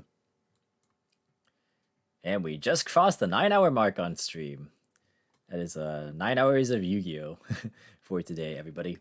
But alright, Dragon's going to go first. Pretty predictable. They're going to start with Chaos Space, pitching a Recharger. That's going to go and acquire a White Dragon Wyver Burster to the hand. Recharger, not like the best one to pitch, but I mean, it's not bad. Starting with Chaos Space is always pretty good. Nothing on Resolution, so no Droll. This checked for Ash as well. They're going to normal summon Black Metal Dragon next, and then link that away into a Striker Dragon. They're going to trigger both the effects of Striker and Black Metal. So that's going to go and pick up a copy of the Red Eyes Darkness Metal Dragon, and they're going to pick up a copy of the Boot Sector launch as well. Now they have a lot of options. They can go and special Red MD by banishing the Striker. That puts it in Banished Zone for Chaos Space as well. If they want to, they can bring back Recharger. And now they can go into a Romulus or a Seal, depending on which one they value more highly, they're going to go for Romulus, so this can go for Ravine to pitch Absorber to grab Tracer to make their Boot Sector live. Looks like they're thinking, though, in response to this Romulus, they could chain Valor or Imperm. They are, however, going to let this resolve. So Ravine is going to be added to the hand. So we know the hand is Ravine plus Boot Sector Launch and the White Dragon Wyvern Burster. Ravine going to pitch Gamma. So that's why they led with Chaos Space. They want to check for Ash. They want to check for Droll so they can punish with Gamma. But Absorber is going to go and search for a copy of Rocket Tracer. They're then going to go and summon out the Wyvern Burster from the hand by banishing this copy of the Black Metal Dragon. And then those two are going to be turned into a Heretic Seal, most likely. And this triggers the Wyvern Burster in the graveyard to search for a Black Dragon Collapse Serpent. So we'll see if they Chaos Space to put back the Wyvern Burster after they banish it for the Collapse Serpent, or if they put back the Striker Dragon for a later push. I don't think that they're going to go for LP, or sorry, not LP. Well, yeah, definitely not going for LP. I don't know if they're going to go for a Pissy turn 1, probably not. Is generally not worth it. But who knows? Really just kind of depends. They're going to go and set and just go to the end phase. So they're going for a very, very conservative approach. Not even Chaos Space putting back to draw. Which, maybe could draw into a hand trap. But yeah, they're not committing Boot Sector. They're not committing their Tracer. Actually, all the cards in hand are known. It's Boot Sector, Tracer, and the Collapse Serpent. So all they have to play through is a bounce and an unknown card, which is very likely to be Tidying. So we'll see if Hero is able to do it. They were thinking at one point, so maybe they had a hand trap. If they had an Imperm, this would be a pretty good way to just, force out Seal. Forbidden Droplet is a card. So now they're going to Droplet, get rid of the Shadow Mist to negate Heretic Seal. The Shadow Mist is now going to activate, so it's going to grab a search for a hero monster. Going to pick up a Vion or a Stratos, or a Ferris even. So Ferris being the pickup is pretty promising, because that means the hand is probably very, very good. So they're going to activate E-Call. That is now going to search for another elemental hero. They could search for a Stratos here if they want, or another Shadow Mist even. But gonna pick up the Stratos.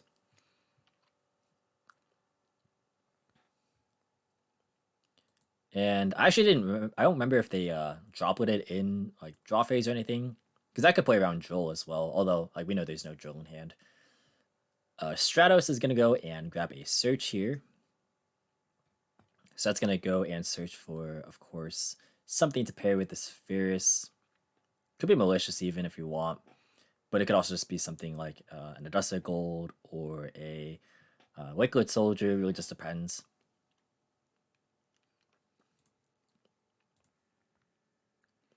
So we know there's Ferris, but we don't know any of the other 3 cards. They're going to go grab with the Malicious. So we're really just trying to maximize the value of this Ferris, which is going to be activated next. So Ferris is going to pitch Malicious. And then Ferris Effect, that's going to go and equip the Increase from the deck. And now they're going to activate the effect of the Increase, I would assume. Unless they have something to do before. Nope, they're just going to go ahead and Increase here. They're going to think of response. Will this be met with like a Cosmic? No, it's going to be the Dragon Maid Tidying. So they're going to go ahead and chain the Heretic Seal in response to that. And now Heretic Seal is going to activate in Graveyard, even though its on-field effect was negated. So that's going to now summon Chamber, which will go and grab another copy of Tidying. So all 4 cards in the hand are still known to the hero player. So we'll see what they can accomplish. They do have Malicious in Graveyard. So we'll see if any of these other 3 cards are going to be impactful. Like if they hard drew like Fusion Destiny again, that would be pretty good. Which we haven't seen Fusion Destiny in these games actually. So they can go ahead and they can go banish Malicious to summon Malicious. And they actually can't go into Verite because they're locked into heroes thanks to the Ferris effect. But they can go to Cross Crusader, which is also quite good. So Cross Crusader can bring back the Malicious. They can tribute to add another hero monster. And it does feel like it can very well be OTK for sure. Because they can like search for the, what's it called? The Adusted Gold if they want to. And Adusted Gold is pretty good in terms of facilitating OTKs. We'll see if they have access to like Vion though, which, I mean, denying increase was pretty good.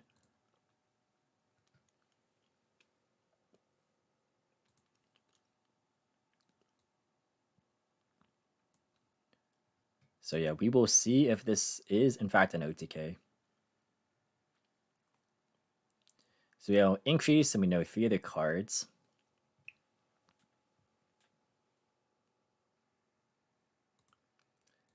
And what will the play be from this point?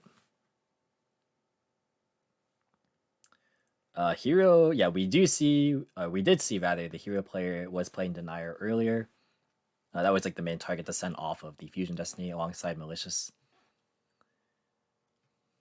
So they're gonna Cross Crusader, tribute away this Malicious. That's gonna grab a search for a hero monster.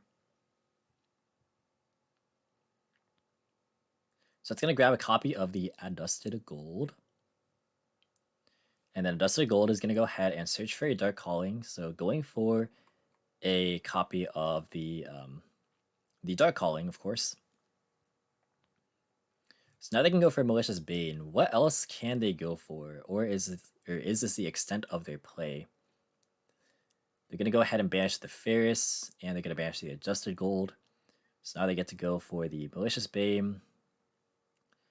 They can wipe the field, and by the field I mean they can wipe the chamber. But this is only 4,600 damage right now. Even with Honest News, it's not enough for game. So it looks like dragons are going to be able to survive another turn. And there's a lot of follow-up here. We know there's a Tracer, Brute Sector Launch, Black Dragon Collapse Serpent, and the Tiding in hand. They could even like Ravine Pitch Tidying to send like something else.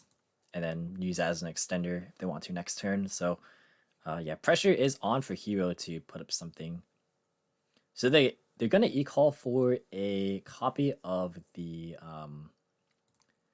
Honest Neos and then go into battle phase. So this is 3,200. And this is 16, so it's 48 plus 25 should be 73. So this definitely should not be game unless if there's a hidden trick up of the hero player's sleeve.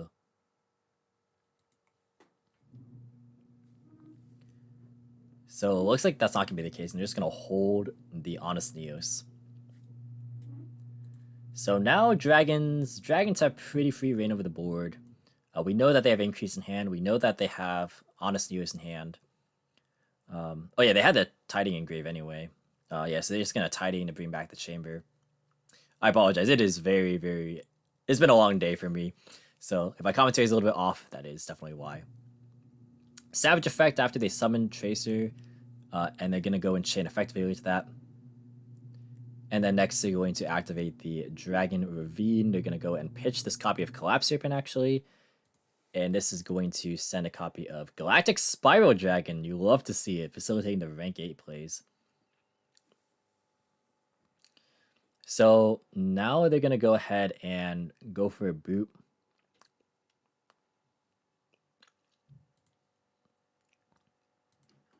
And then Boot Sector Launch is going to go and bring back the Tracer from the graveyard. And they can then Galactic Spiral Dragon. They also have Chaos Space, so they can put back the Striker. Just lots of options. They can even overlay now with the Savage since it got negated. And so we shall see. So yeah, they are going to Chaos Space here. Chaos Space is going to go and put back Striker and then draw into a fresh card. So now we know the card in their hand is they have Tiding And they have two unknowns, the one that they just drew and the one for turn. Oh, they're going to go and take, with the triple tactics talent, this copy Malicious Bane. And they could even use this effect to just pop this Cross Crusader. You probably want to wait to do that, of course. Tracer going to be turned into a Striker. Striker effect going to be targeting itself and the Recharger, and then Recharger. That's going to go ahead and bring back a copy of Red MD, and then Red MD to bring back. And then bring back Spiral Dragon. They can Malicious Bane pop, and that is just going to be game. They go brr, unless if there's a Nibiru. In which case, that would be pretty problematic. They get Spiral Dragon to make everything an 8, and then they're going to overlay with a Red MD. They can go for, if they go for Photon Lord here, that'd be crazy. Although I think Photon Lord is a light monster, and they are Tracer locked. Oh no, they're not Tracer locked. No, they never use Tracer. Just kidding. So, no, they're gonna go for Zombie Stein. You know, fair enough.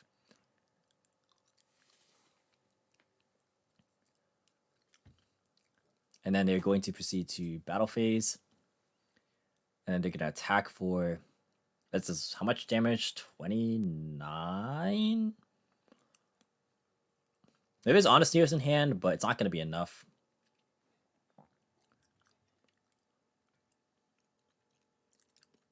But it is going to actually prevent lethal, I think.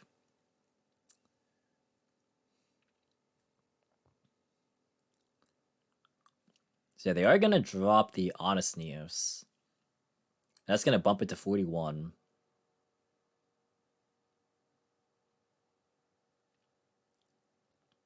So these two will attack for 62, but not enough for game.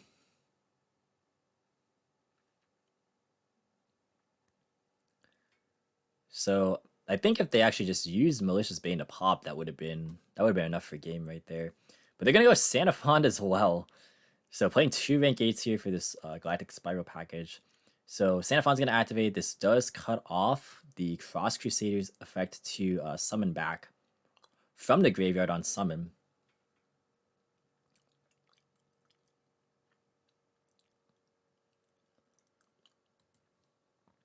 So let's see. We're gonna see the hero player draw a Vion, or maybe they had it already, but they're gonna summon it. Zombie Sign is definitely gonna go and negate that. And that is going to be it. So game 2 goes to Dragons. And now it's time for the ever elusive game numero tres. So who is going to take this one down? We will find out. We will indeed find out.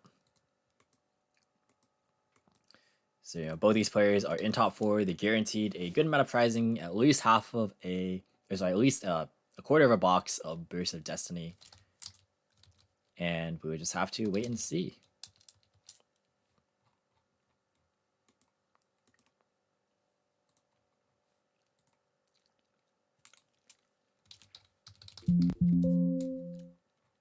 Whoops, sorry, I was checking something on a different tab right here. But yeah, we're gonna go ahead and watch as the players are siding really quick here. There's plenty of time on the clock, so not a big rush.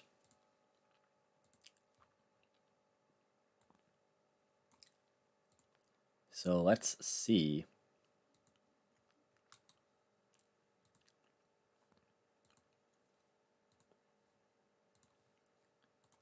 All right, game number 3 has started now, and we're gonna see Hero go first. They're gonna go ahead and start with the E-Call. They're gonna search for a Stratos. And Joel Lockbird is gonna be pretty good here.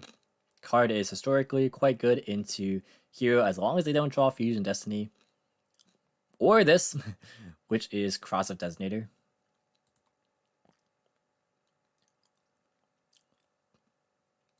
So, gonna go ahead and banish the Droll.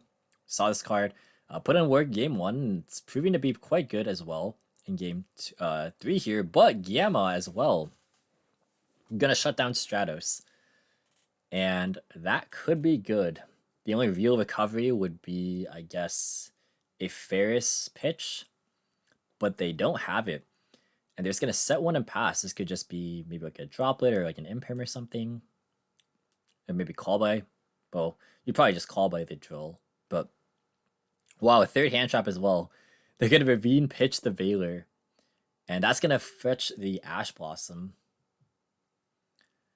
So can Hero come back here? I mean, Vian or Stratos are both good one-card starters, but they don't find any of them, so it's gonna pass again. Meanwhile, Dragons have Ravine, so they just try again. They're gonna go ahead and pitch a Levy this time. And now Levy can go ahead and send something like an Absa Router, and that's gonna go and search for a Tracer. And now Dragons have their engine online and ready to go. So Tracer gonna be added to the hand right here, and I imagine we're going to see a summon of White Dragon Wyvern Burster. That's quite good. They're gonna banish the Chaos Dragon Levy in here actually, and then they're gonna go into a Striker Dragon. They're gonna go and trigger the effect of the Wyvern Burster and the Striker Dragon. So that's gonna go and search for a boot and go and search for a copy of the Collapse Serpent as well, provided this resolves, which it looks like it does. Just making sure that the other match didn't finish yet. And we will see what the play is going to be from here. If they're going to full commit, or they're just going to end in like a modest seal play. So Collapse Serpent is going to be summoned rather, not activated, but going to be summoned by banishing the White Dragon Wyvern Burster. And then they're going to normal summon Rocket Tracer. And they're just going to go into battle phase, so pretty simple stuff. This is Z4th summon, so no fear of Nibiru. And then they are going to take all the damage. In main phase 2, they have a couple options. They can go for Chaos Ruler here, or they can go for Heretic Seal. I think the Chaos Ruler option is quite good. They are going to go for it. And they're going to chain effect failure to that. Not really that big of a deal. It's a little unfortunate, but it's not the end of the world, because they can still go for Seal. And, you know, Seal is a pretty good one to end on. And they're going to proceed to the end of the main phase. Even if they get hit with Nibiru here, they can keep going, because we know they play Red MD. And so it's going to definitely be up to the heart of the cards to decide if they can, you know, come back from this. Again, lots of good one-card starters. Maybe good to pair with the Droplet. And if they have it set and they have Fusion Destiny, and that is the ultimate one-card starter. So that is pretty good. Sending Malicious to the graveyard from the deck. And they're thinking on what the other material is going to be. Looks like they have a response of their own card. So probably is just like a droplet. Yeah, it is droplet. They're going to chain seal in response to bounce their own copy of Ravine. And so now the chain will resolve. So they're going to go ahead and send the Malicious. And they could send Denier here too. And now they can go and summon a copy of DPE. And this is pretty good for the hero player. Because not only do they get the DPE, but they can keep playing with like the Malicious Denier stuff. Seal does activate. And they're going to go ahead and summon out the Black Metal Dragon. Thank you for the comments, chat. Appreciate it. And now they're going to go ahead and Malicious here to summon another Malicious. They can go Denier to put back Malicious, summon itself. They can go like Cross Crusader. And they have not normal summon, so they can like even search for like a Vion or a Stratos and keep going. So if there are no hand traps from the side of Dragons, it's looking to be game. So we will see if the hero player chooses to play around stuff like Nibiru, or if they are simply just going to play the more passive route, which is, you know, like controlling the game with DPE.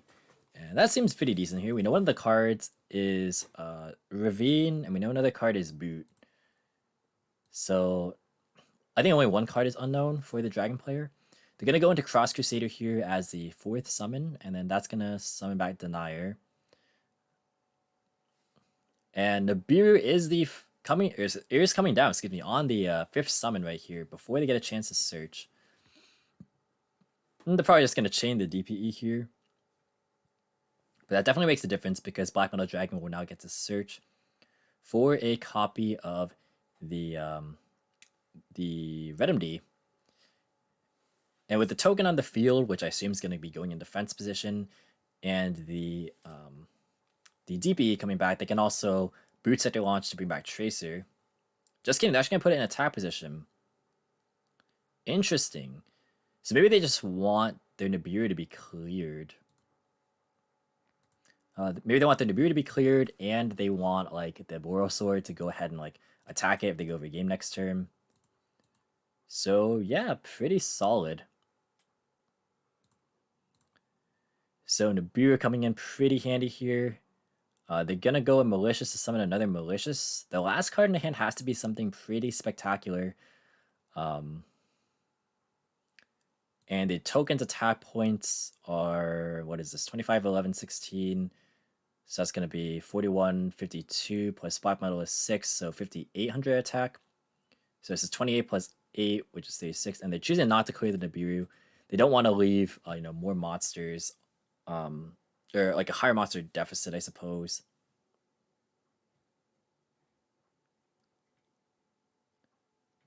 And oh, did they not declare Phoenix Enforcer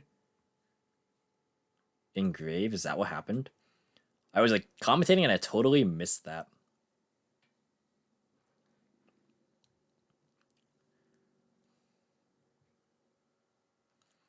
Oh, but if they didn't declare the DP or the DBE graveyard effect, that's big.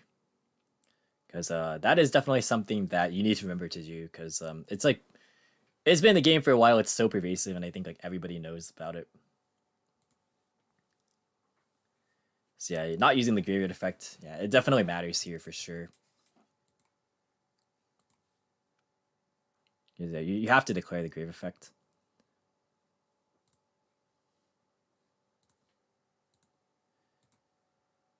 Yeah, I mean, it's been a long day for everybody, but I mean, those misplays can and do happen, but they definitely matter. So they're going to boot sector launch to summon back the Rocket Tracer. They have a lot going on here because they have Chaos Ruler in grave. They have, oh gosh, they have Redmd as well. So all they have to do is like play through one back row. I think even if the DPA came back, to be fair, Dragons were winning, but it really just comes down to how they close this one out. So yeah, I don't think any card is known from Hero. So this could easily just be like another Forbidden Droplet. So they're going to go ahead and activate Rocket Tracer. They're going to target the boot sector launch. And they don't have the Levianeer in grave anymore, so they can't like Ravine Pitch or get rid of a card to send a copy of Safer to grave, because that would be good to just force the back row and win the game instantly. But here they can just go for Savage. Savage is going to force out the back row. And it looks like it's not a droplet. Oh, it technically could still be a droplet, but it seems more and more unlikely. And now they have Chaos Ruler, so it's like pretty much gonna be all but secured for game. I mean, they do have to have the token, to be fair, and the token is pretty big, but I imagine they have a plan for this. So Chaos Ruler is gonna banish the Veiler and the Collapse Serpent to summon itself to the field.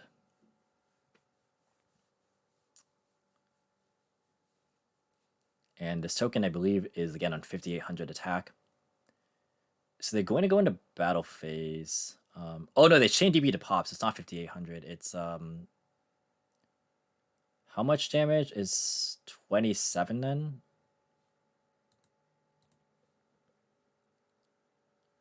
Or 22, I guess. I'm just gonna trust the math on this. Yeah, I agree. You should not say this, even if it is like in a joking way, or if it's not in a joking way, then I definitely don't think you should say this. But yeah, that is gonna be it for the match. So Dragons are gonna win 2 games to 1. And oh my goodness, I am extremely tired right now. Holy moly. But we have one more round left, and that is gonna be the finals. So stay tuned for that. That should be coming up pretty soon. It's 2-1 in favor of Dragons. Alrighty, guys, we are here for the finals. It's been a very long day, but I want to thank every single one of you guys for coming out, tuning into the stream. If you participated or just watched, I appreciate you all. Thank you all very much to my judge staff and to my admins. They have been a very, very big help in navigating this this huge undertaking, given the fact that Challenge has not been very cooperative with us.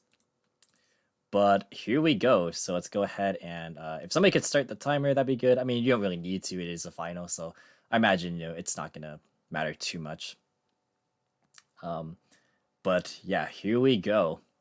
So in the red corner, we have Sinindo on the DBE Swordsoul deck. And in the blue corner, we have Alamanzano official on Dragons that we just saw in the top 4. So we're going to go ahead and start things off with a Humble Fusion Destiny. Not really the play that the Swordsoul deck really wants to be doing. But I mean, it's DPE pass, so it's fine, right? DPE pass that sums up Yu-Gi-Oh! So gonna be setting 2 back row as well. And here we go. So Alan is up now with Dragons, and I think Dragons are pretty good at playing through DPE, unless if they brick, and that is a pass. Very cool. DPE gets popped in the end phase here, but obviously they're gonna activate the the graveyard effect. And they're going to chain Gamma to the Grave effect. Very, very good. They're going to chain Ash to the Gamma. Also pretty good. Yeah, definitely need to if you want to keep the DPE train rolling, especially if you did not open any Swordsoul cards. Because, it's kind of hard to win the game if you can't actually mount offensive pressure. And it's only a matter of time before Dragons can come back into the game because they have a lot of starters. And so, it wouldn't surprise me if they could just unbrick as early as next turn. They're going to set a couple cards and just go for Celestial. Might as well. I wonder if this fetches a Gamma. It very well could.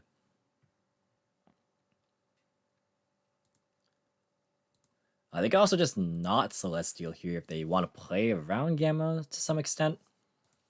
Looks like that is the case. So they're just going to go and take or attack for 25. And they are simply going to go to main 2. I think they're thinking about it, like risk versus reward. Of like Gamma, if they want to get the Gamma out of the way here or later. It's going to pass. And it looks like Alan has finally drawn into a Chaos Space, which is a very solid one. No Ash this time. So that's going to go and send a copy of Absolute Router Dragon to search for Wyvern Burster, and then Router Effect gets to search for a Tracer. And, it's like I mentioned, they're just one card away from Dragons being able to full combo or just try and pick apart this board. And that is a very good way to start things off. So going to go ahead and Wyvern Burster here. That's going to go and banish the Absolute Router Dragon. Is the summon fine? It probably is. They're probably just going to let this go. And they are. So going to go and link that away for a copy of the Striker Dragon. They're going to go and activate the effect if the summon is successful of the Striker and the Wyvern Burster. Assuming, of course, that they did not open one of them, which, of course, they did not. So Chalice is going to be used in response to the Striker Dragon, so cutting off Boot Sector Launch with the known Tracer in hand. However, they can still just normal summon the Tracer. Collapse Serpent going to be added as well, so we know the hand is Collapse Serpent plus Tracer and Cypher Mew Gamma. They're now going to banish the Wyvern Burster to summon out Collapse Serpent. And then they're going to Chaos Space to fish for an extra card, see if they can find something that'll help directly deal with the DPE. Obviously, they have they have 7 cards in hand, so I think they're pretty fine here. They're going to go ahead and link those 2 away for a copy of the Dragoonity Knight Romulus. Romulus effect is going to be met with Imperm, But they are going to trigger the Wyver Burster, of course. Or sorry, the Collapse Avian to grab the Wyver Burster. And we will see. I forgot to also change the stream title. I'm doing that right now. Professional streamer. Anyways, carrying on here. We're going to go ahead and Alan's going to think for a bit here. He has 8 cards in his hand, which is... It's a little bit of resources. You know, some resources to work with. So we know that they don't have either the field spells, but they do have Chamber. So Chamber is a good start. So it's going to go ahead and pick up a copy of Tidying. So I wonder if that was the Chaos Space draw, because you know, it wouldn't make sense if they had one of the Chamber or one of the Chaos Space and they just chose not to use either, unless if they specifically want to just Gamma the DPE Engrave, which is definitely a viable possibility. So they're going to be thinking on Resolution, because dragons can potentially play something like a Nightmare Unicorn if they really wanted to. And obviously DPE is going to be forced here. So DPE effect, going to go and pop this copy of Romulus. And we'll see what else dragons can do here. No field spell extension via the boot sector. So they can go into Pissy if they want to just get more bodies in grave. This does potentially lend itself to a Levianeer, because there are now 3 darks. Or this could just be, you know, this battle phase. I mean, 3 darks wouldn't do a whole lot because there's no hand to rip, but it is another dragon to help end on Seal, which is important. But looks like none of that's going to happen. It's going to set 2 and pass. So they know Wyver Burster, they know Tracer, and they know Tiding is somewhere. They're going to draw phase DP, or Tiding, excuse me, to go and bounce the DPE, which is something a lot of people forget, is that this can actually return opponent's monsters from their graveyard back to their hand. So they're going to target Pisty and DPE. And we'll see what the response is going to be from the Swordsoul player. Will there be anything to do here? Not really any response there, so DP gets bounced, so does a Pisty. And we shall see. Okay, so Dasher technically should have been activated before that, but I mean, it's fine.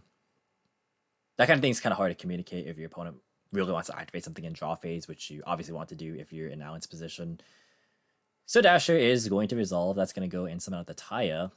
There are no Worms or Sword Souls in grave, however, so it's going to be up to Celestial. And the thing is that Gamma is still lurking in hand, and Nintendo should know about this. Not to mention the fact that, you know, Dasher is going to be coming back, thanks to DPE having resolved. So it's not like they can Celestial right away anyways. So it very well could just be attack for 39, but that is not looking good for Swordsoul, because that's not the position you want to be in. So Alan playing this really well in terms of just making sure that he had the Tiding set to out the DPE, plus the way, a clear vacant board to make sure that Gamma would be able to stop Celestial. So well played, for sure. And you can see why these players are in the finals. So we're going to see Nintendo go to battle phase, attacking for 3,900. And that just might be a pass. Looks like these back row really just are like defensive cards. The Dasher should be going to defense position here, which is a fact that a lot of people don't know if they are not familiar with like the older formats. But yeah, that would come up a lot back in the day. To be fair, I didn't play in those older formats either. I just know about it because people told me. So yeah, otherwise I would not know about that. It also can gain 1,000 attack, which is potentially relevant. Not in this game state, but in general it can be relevant. So the question is, do they link off for Verte just to try and Celestial? I mean, they know it's just going to be negated by Gamma, so it seems unlikely. Maybe they do, though. Nope, just kidding. Maybe not. Yeah, they're kind of caught between a rock and a hard place here, because there's not a whole lot for them to actually do here. And they're just going to pass. So Alan has a full setup here, including Tidy W Bat Chamber on his next turn, plus a Wyver Burster, plus a Tracer. So it is looking especially good for dragons. A little bit of lag here, but to be expected from Dueling Book. So they are going to be thinking for a bit.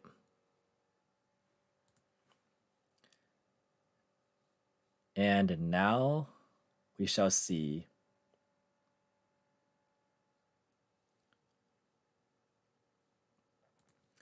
So they're going to go ahead and Wyver Burster effect Banishing Collapse Serpent, or not effect. I keep saying effect. Well, I guess it's technically the effect, but it doesn't activate is the point. But they're gonna Wyver Burster, Banish Collapse Serpent, and they can normal Tracer and go into Chaos Ruler if they want. They could also Tidying to bring back Chamber if they want to do that. Both are pretty decent options.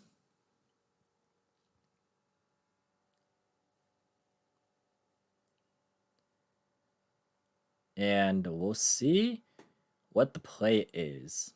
Because dragons have a lot of control. They only really have to fight through 2 back row.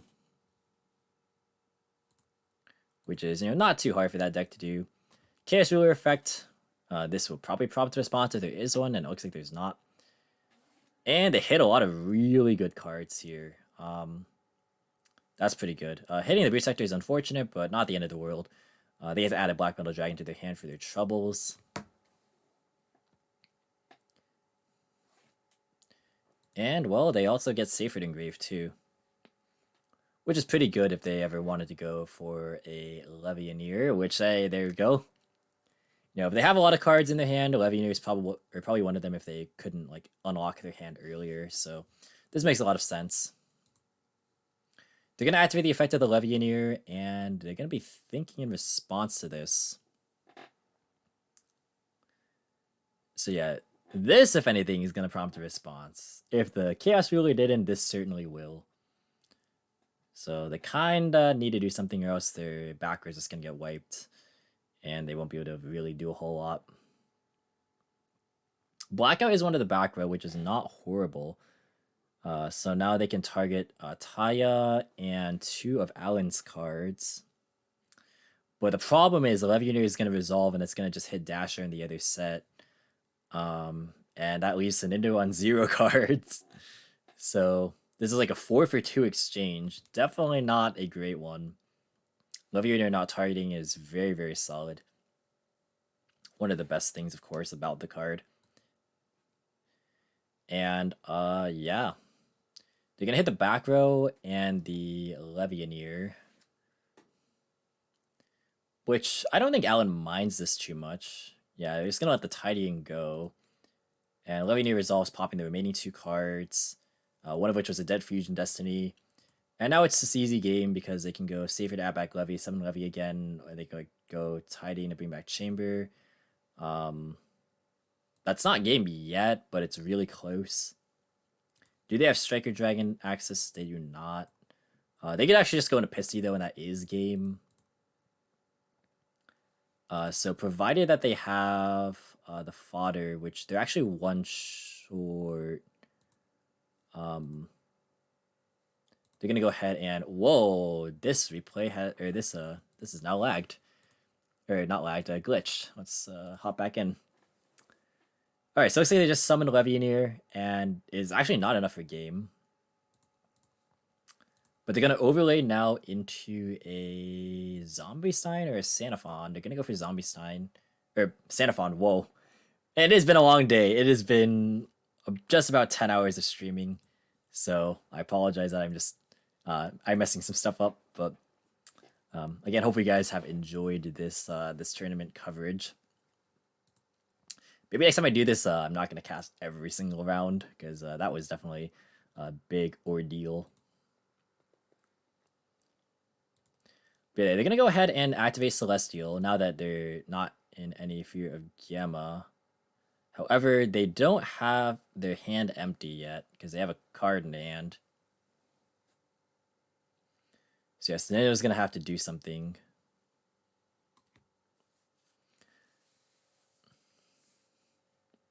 Yeah, they're gonna set first and then they're gonna activate Celestial. So Celestial is gonna resolve, and that's gonna go ahead and draw 2.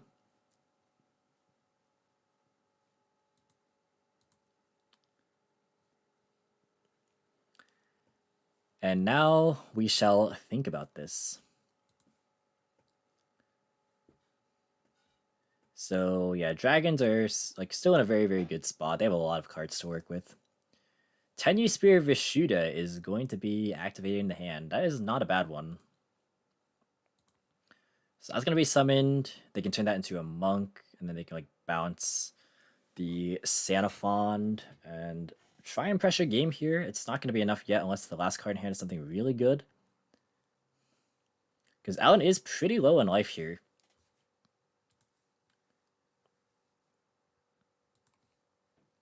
Yeah, maybe I just start casting it like round 3, the same as what Joseph does. So they're gonna bounce the Sanafond. Now, does Nintendo have a normal summon that threatens game? Because if it does, then because if they do, then that's good. Obviously. Let us see. It is late for all of us. Actually, it's not really late for me, but it's been very tiring for me. My throat is about to give, but I'm doing my best to still, commentate at a reasonable quality. So Gold Sarcophagus is going to be activated. That's going to go and banish from deck a copy of Blackout. They are on 2 Blackout, which I think for the DPE build, I think is more reasonable, especially if you're on Gold Sark. They're going to Blackout to summon the token, but they can't link into Shaman or anything. Since they are synchro locked. So this doesn't really do a whole lot. Yeah, it's gonna go to battle phase and attack for 1,000. But I don't think Alan is really super distressed about it. I lost track of the cards in his hand, I'm not gonna lie. So we will see what he's able to do. Black Metal, right, that was one of the cards picked up off of the Chaos Ruler. So that is pretty good. That is a solid normal summon. He can go off and do Pisty, which was bounced earlier. And then Metal Effect can go search for Red MD. You can do something as simple as summon Red MD, attacking a monk, and that's game. I guess that plays in a droplet if they do drop it during the damage step. So you might want to be a little more careful than that, but I mean, realistically, it should just be game.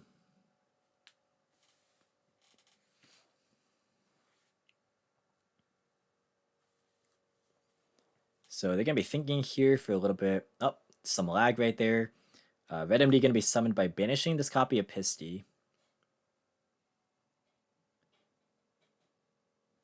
And then they are going to be thinking on the summon right here.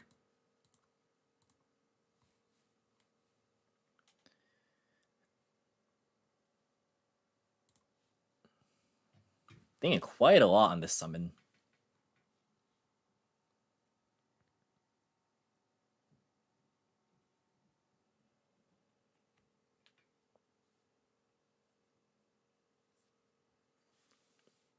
Oh, looks like I am having trouble with DB. Can you guys still see the stream? Or is this just DB?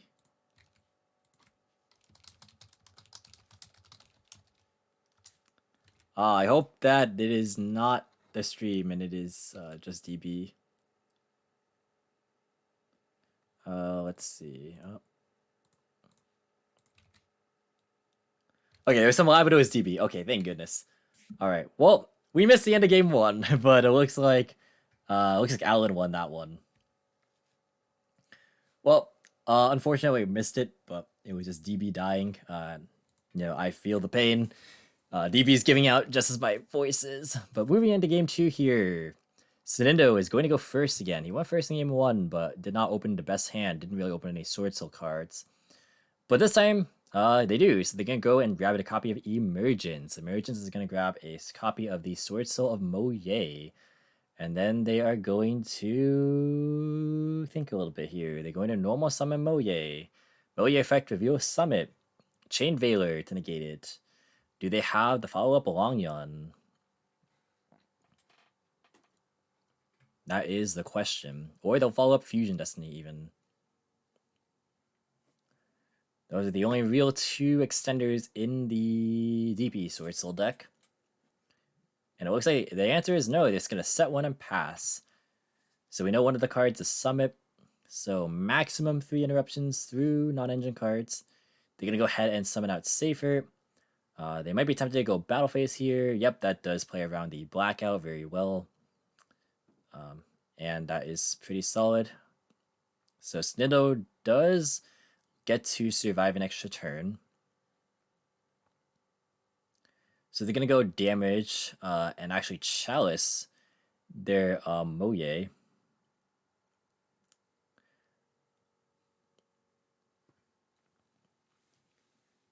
So they're going to go ahead and raise it to 21.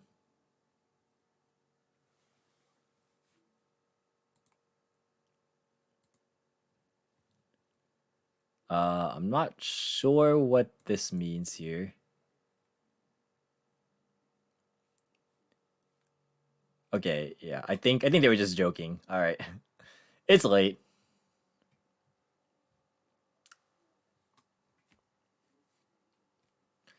Yeah, I think everybody's struggling out here. It's a bit late. All right, May phase 2. They're gonna go for the boot sector launch, and did they draw that with a tracer?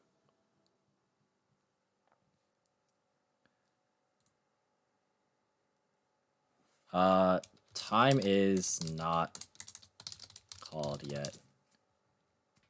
You have 20 minutes. You guys have 20 minutes. You guys are fine. Yeah, it is not yeah. It is not time yet. Yeah. The timer on the stream is 19 minutes then. Yeah, you guys are good to go. No worries. All right. So let's see. So activate boot. Boot effect to summon from hand a copy of Rocket Tracer. They're going to go and summon Noctivision on that summon. Ooh, my neck is pretty stiff here as well. They're going to go ahead and... they could link it to Seal. They can link it to a Romulus if they want to. They could also Tracer, go for a Ruler play. But then they walked out of Seal. So just going to go for Seal. They're going to go and Noctivision to draw. And that is going to be pretty decent. It's just a modest setup. Tassim, thank you for the raid for the 46 viewers. And you guys are just in time because this is game 2 of the finals right here. So, quick launch, going to be met with Ash Blossom, but quick launch again. You know, when you have it, you have it. You know, sometimes you're just that good at the game. They're going to go for a copy of Rocket Tracer, and they have not used Tracers on field effect yet, so they're going to go ahead and use that to pop the boot sector launch. And they're not feeling Nibiru too much because they have Seal on the board, so they can insulate themselves into a Red MD, which we know they are playing. And this is going to go and synchro off into probably the Ruler. They could also go Savage. Oh no, they don't. They have no links in their grave because they didn't have to go Striker Dragon since they hard opened the boot. So they're gonna go for the Chaos Ruler instead. Yeah, they could have definitely asked the Tracer on Summon, but to be fair, if they did that, they could just second Quick Launch into the Recharger anyway, so the outcome would have been pretty much the same, except they actually get to keep the boot sector, so this outcome actually was probably beneficial in terms of follow-up. But yeah, let's see. Ellen hits a lot of really good cards, picking up a Nibiru, and they're going to pass on this. So they have Seal Nibiru as interruptions, and considering Sinendo did not have a lot to do on their turn 1, this is looking pretty decent. Now, they could just go into the battle phase to force a Seal, and we know that they have Summit in their hand. And your Summit is very good as, like, maybe Extender. And yes, Alan is also up the first game, which, you know, I probably should have specified. But yeah, here we go. So we have battle phase here. They're going to try and force the Heradic Seal. And Morderin, thank you for the follow. Appreciate it. Welcome to the Penguin Parade. So yeah, Seal, of course, is going to bounce the Moye. Was there a world in which bouncing the Chaos Ruler was better? Because, like, they know that there is a Summit in hand, so the Moye is alive. So I wonder what the play is going to be for Nintendo in main phase 2. Also notable is a second copy of Black Metal, which I don't know if we've seen yet. So now they're going to normal summon back the Millier. They're going to go ahead and reveal Summit in hand. And this threatens potentially a Bashia, which can be used to just spin away the Black Metal to kind of deny follow-up. They can also just go Chisao, which is probably the more standard play. And they also haven't gone through Blackout, which is noteworthy. They do know the card in hand is Nibiru, of course, because it was grabbed off this Chaos Ruler. And they get a Millier draw here as well, no matter what. So we'll see what the play ends up being. So Alan's follow-up engrave is not insane, but he hasn't gone through Striker Dragon yet, so he can Striker Dragon with the Recharger combo to get back into his engine if needed, just off of any level 4 or lower dragon. He has Chaos Ruler if it ends up going to Graveyard because he has plenty of lights. And Nibiru always is going to be threatening. Whoa, what is this? Scarlet Red Dragon Archfiend? Holy moly. Alright, so Moya gets the draw. I don't remember seeing this in his list, but I didn't look at the lists too closely, to be fair. Scarlet is going to activate. That's going to wipe the entire board. Burning for 1,000 damage, and now the Black Metal will trigger for a search of Red MD. So, okay, we know about Summit in hand. I think the rest of the cards are unknown. So it is up to how Sonetta wants to play this. Because Longyun does play into the Nibiru, which is not that great. But Fusion Destiny coming down, so that is pretty good. That is going to be the 4th summon, and that contests the board very nicely. I guess one of the cards in hand is obviously Celestial, as is tradition. Gonna summon out the DPE, and now this is looking pretty good because the follow-up was going to be, Chaos Ruler into a Black Metal, Red MD, and then summon back a monster. Go for like Striker Recharger stuff if you want to. That's not accounting for the draw, of course, but now DPE can very much answer that known follow-up. They are gonna anti-spell in a standard phase. In this simplified game state, it's not the it's not the craziest, especially because they went through a lot of their power spells already. But it will diminish the power of Romulus. But the top deck Rocket Synchron is pretty solid. That is very, very good. Also, Seven Mountains Yu-Gi-Oh! Thank you for the follow. Appreciate it. So we shall see what the target's gonna be. They gotta target the Chaos Ruler. So that's pretty decent. Because now this threatens Hot Red. And so you're in a position where you kind of have to respond with something if you are the Swordsoul player. And also now, notably, we know the last card set is the Summit. They had to set it because of anti-spell. So the last card's not an interruption, and so the only thing really here is the DPE. So if Alan can push through this, it's pretty good. That being said, there is still Celestial Dasher engraved, so you can't really count out the Swordsoul player just yet. They're actually going to pop the Rocket Synchron with this DPE. And then declare the Graveyard effect, obviously. But now they have Red MD, and they can go for a myriad of different plays. They are Dark Locked thanks to Rocket Synchron, so they have to be cautious of that. But, this is a pretty good play here. So they can Red MD to bring back. They can go for, again, like Striker Recharger stuff if they want to. They can also go into a Quad Boral. So getting Quad Boral, they can target itself and go Savage, pitching the Nibiru. And then this is pretty good because Savage now is able to answer the Celestial. So they're going to go ahead and Recharger effect to bring back the Red MD, and then Red MD bring back Recharger. Because it can send stuff from field as well, which is something that I momentarily forgot about there. I was like, wait, what's happening there? But yeah, Recharger activating on field. And now they can go for Red MD Savage. And now this is pretty good because this is going to be 35 into 3,000. So this is going to be total 3,300 damage, leaving them at 47, I believe. And then in main phase 2, it's going to pass, of course. And we know that set is Summit. So it's up to the top deck. And then we'll see if Sonindo is able to force Savage somehow, prior to activating Celestial, or if they, want to use Celestial to bait. There's also DPE coming back, so they can also just use DPE. So I think actually Swordsoul is pretty favored now that I think about it a bit more here.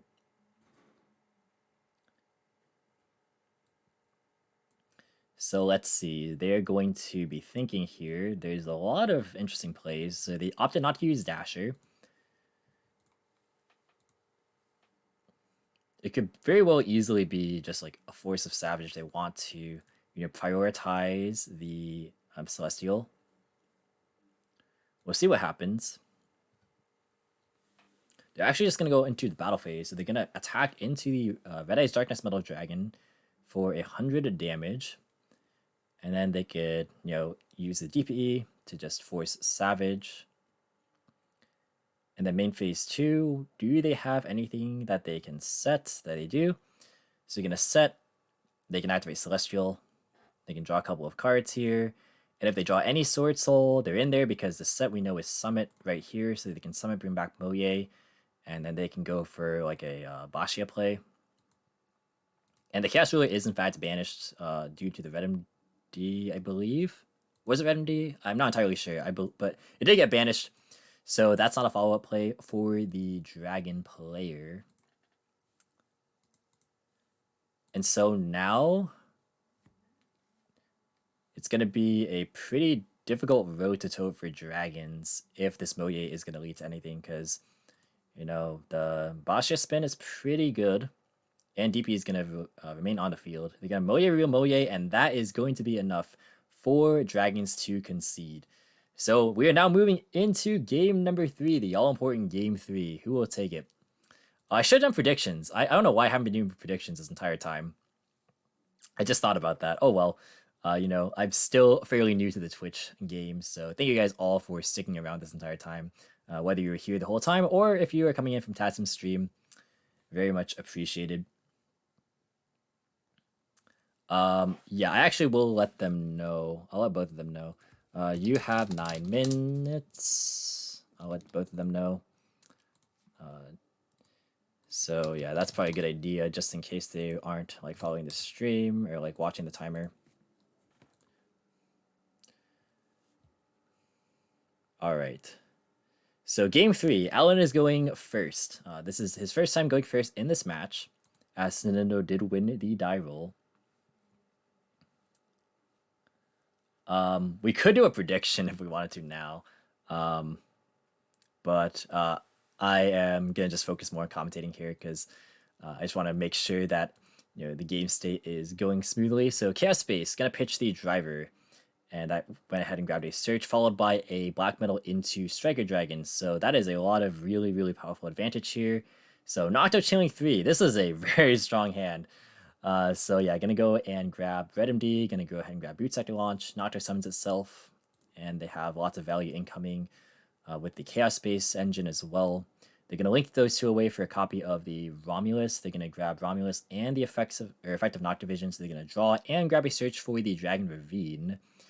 And then worst case scenario, they can grab Absolouter to go for Tracer and get value off the Boot Sector this turn if they want a full commit.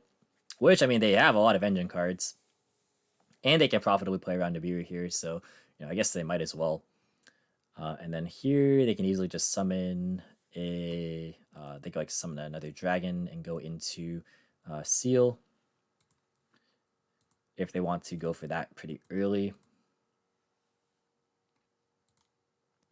So yeah, lots of options for our dragon player here. So they're gonna activate Ravine first. They're gonna Ravine pitch Red MD. Which obviously we knew they had, but surprising a little bit that they got rid of it. But they can also always bring it back with something like a Recharger. They're going to go and Router to bring back, search out Tracer. They're going to special out the Collapse Serpent that was searched, and then they're going to go, of course, banish the Light Engrave being Driver.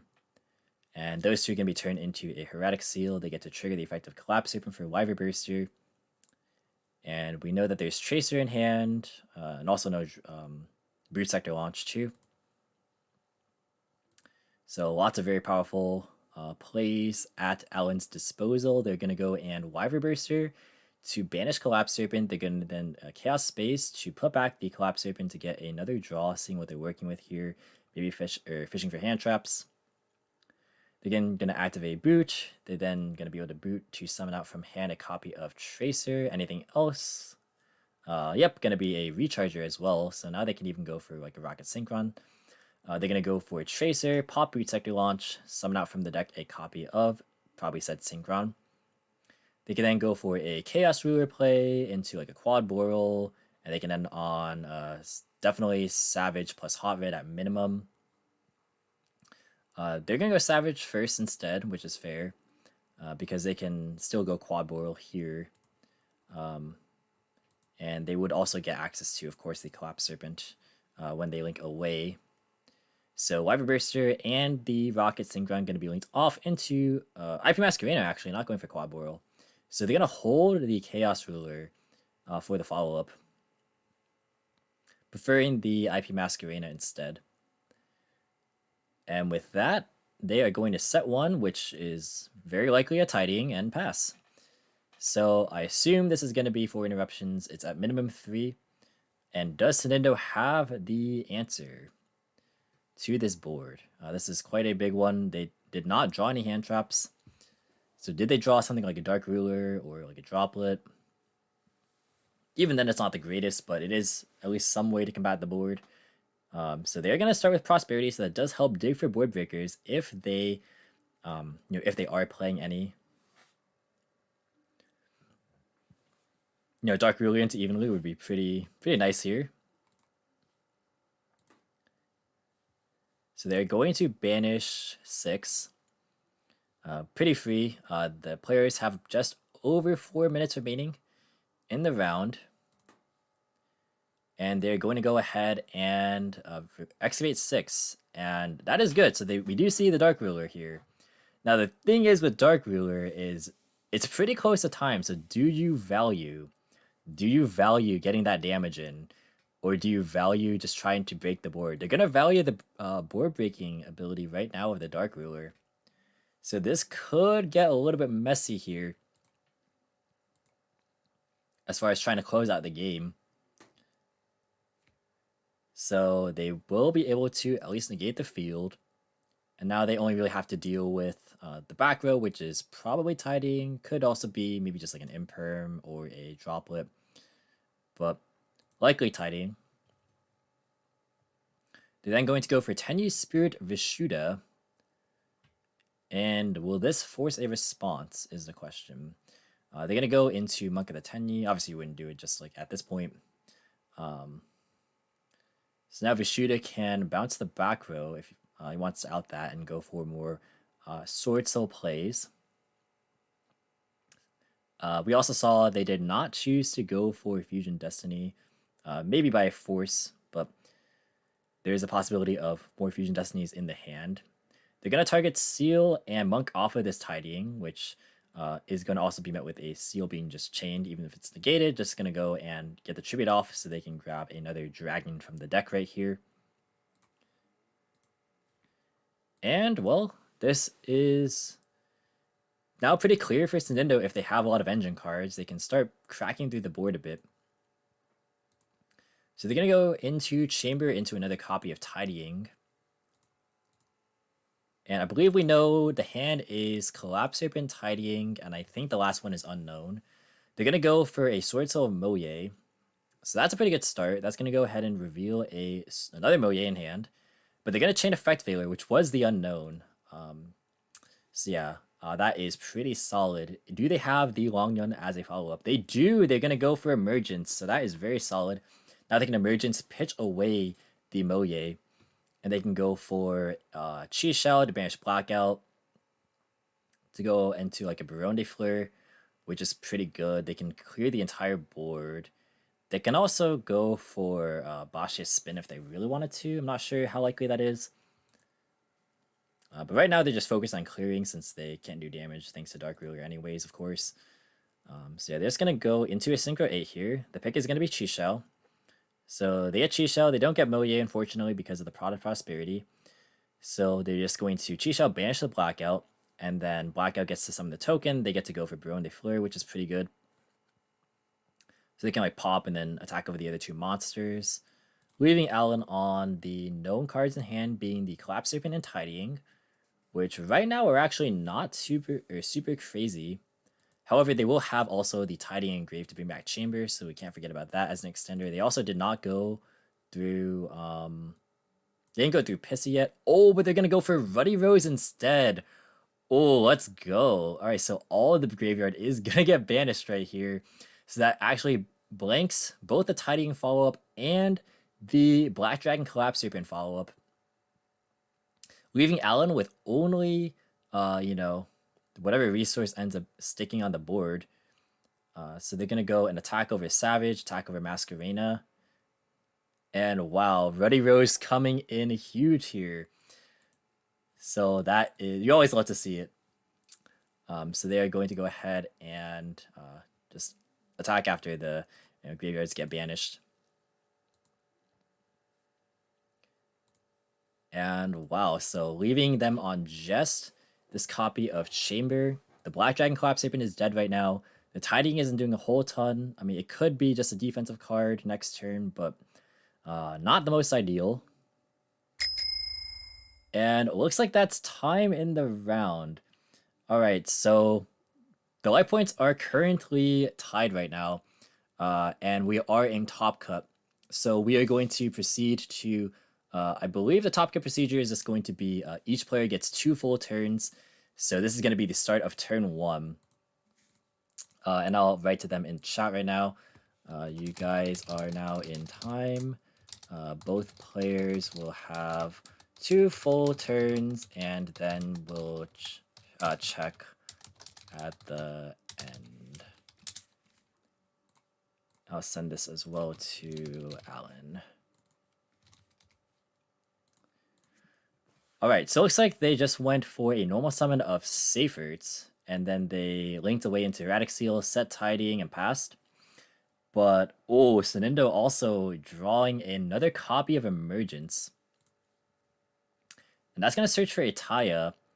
So this is pretty good for sure. So Seal Tidying definitely is nothing to sneeze at. It is very good. But, you know, Taya is another potential threat here. So they will have to answer this somehow. They're gonna not choose to do it right here, though. They're gonna wait. They do want the graveyard empty just so that Shishao can't be another negation to like be a form of stopping.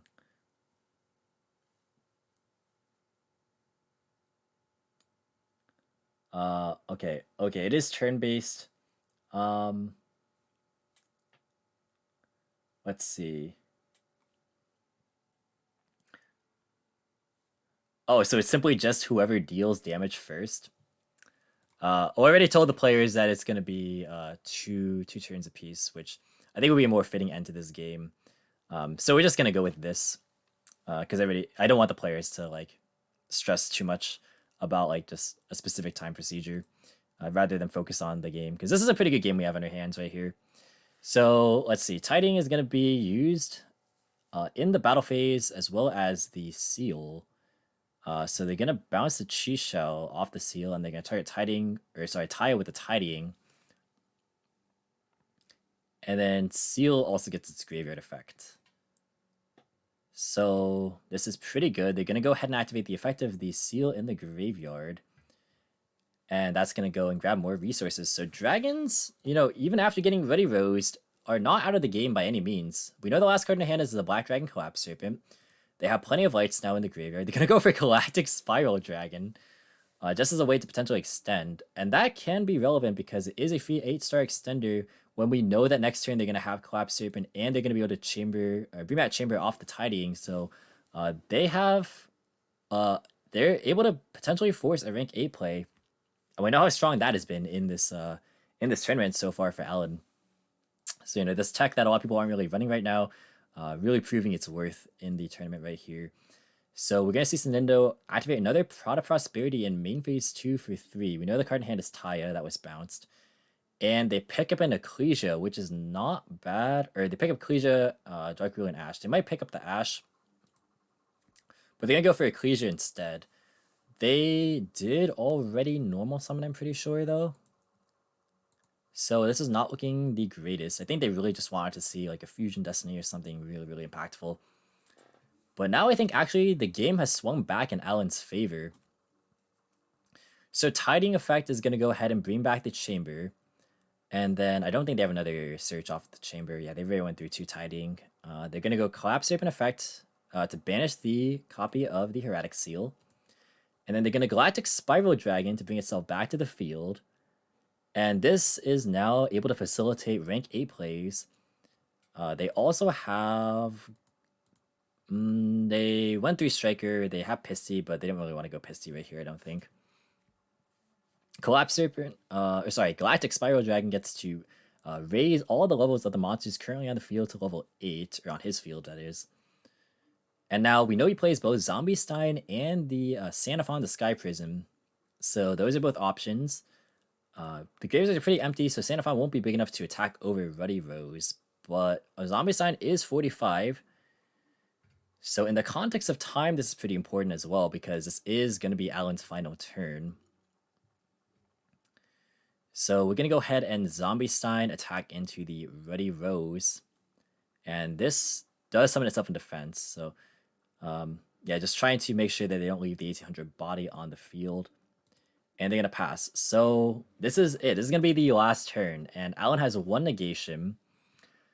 But we know Sinindo's hand is pretty strong. It's Taya Ecclesia. So this is going to be the last turn of the match. And whoever is up on life here is going to be the winner. So we will see who ends up taking it home. Thank you guys again all for sticking around. The stream has been almost 10.5 hours. But it is a very, very fun tournament for sure. The winner of this, again, will win a box of Burst of Destiny. So, you know, they definitely want to make sure that they play their best right here. So they're going to special summon Ecclesia. Ecclesia effect, going to summon out Moye from the deck. And then they're going to activate the effect of the Moye. They're going to reveal the Taya. And that is going to resolve. So they are going to have to figure out a way to force the Zombie Stein and then also go for Game, which I think is pretty reasonable. There is a line I'm thinking of. I don't want to say it just in case that they're listening into the stream chat. But I do see a line where they can force the Zombie Stein and just go for Game. So we'll see if Sinindo sees this line.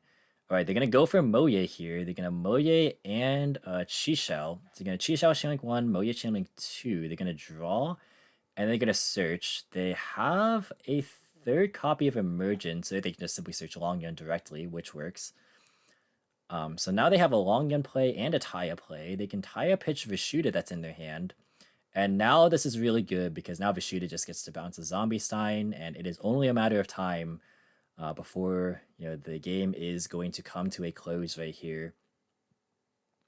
So Long Yun summon itself and the token. But the last card is Nibiru. My goodness. Wow. That is pretty important. However, I don't think it's going to be enough because they're going to summon the token in defense. He can just simply Vishuda to bounce Nibiru and then summon Taya for game. So valiant effort, but it's not going to be enough for Alan, unfortunately, for him. Alternatively, Sinindo can just go into Bashia and spin the Nibiru as well. Lots of different ways to do this. But in any case, Vishuda gets to go ahead, bounce the Nibiru back to the hand, and then they can just go ahead and Synchro Summon. What's the Synchro Summon going to be? It's going to be Draco Berserker of the Tenyi.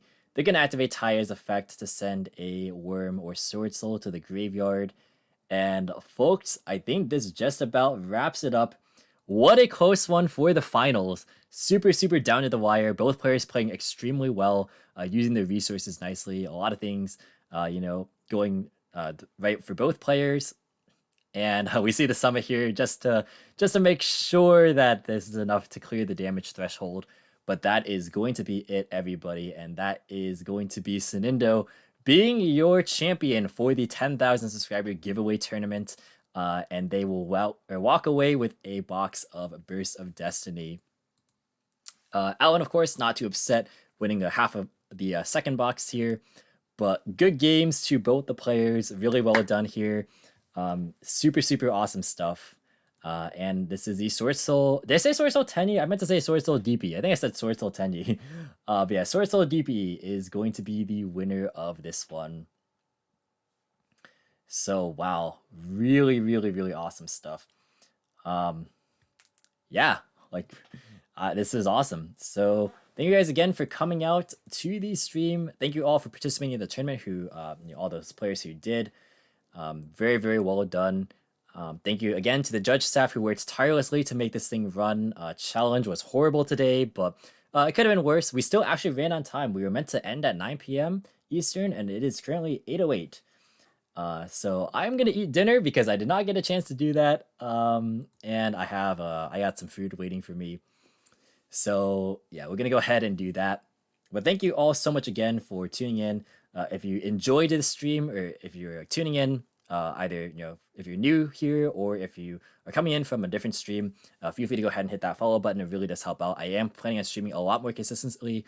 Also, I have a YouTube channel, which is kind of the reason why this tournament was held in the first place. It's a celebration for us hitting 10,000 on YouTube, so I really appreciate if you guys want to subscribe to that. The link is in the panels below to all my social media platforms. You can also join my Discord server if you would like to. And that is going to be it.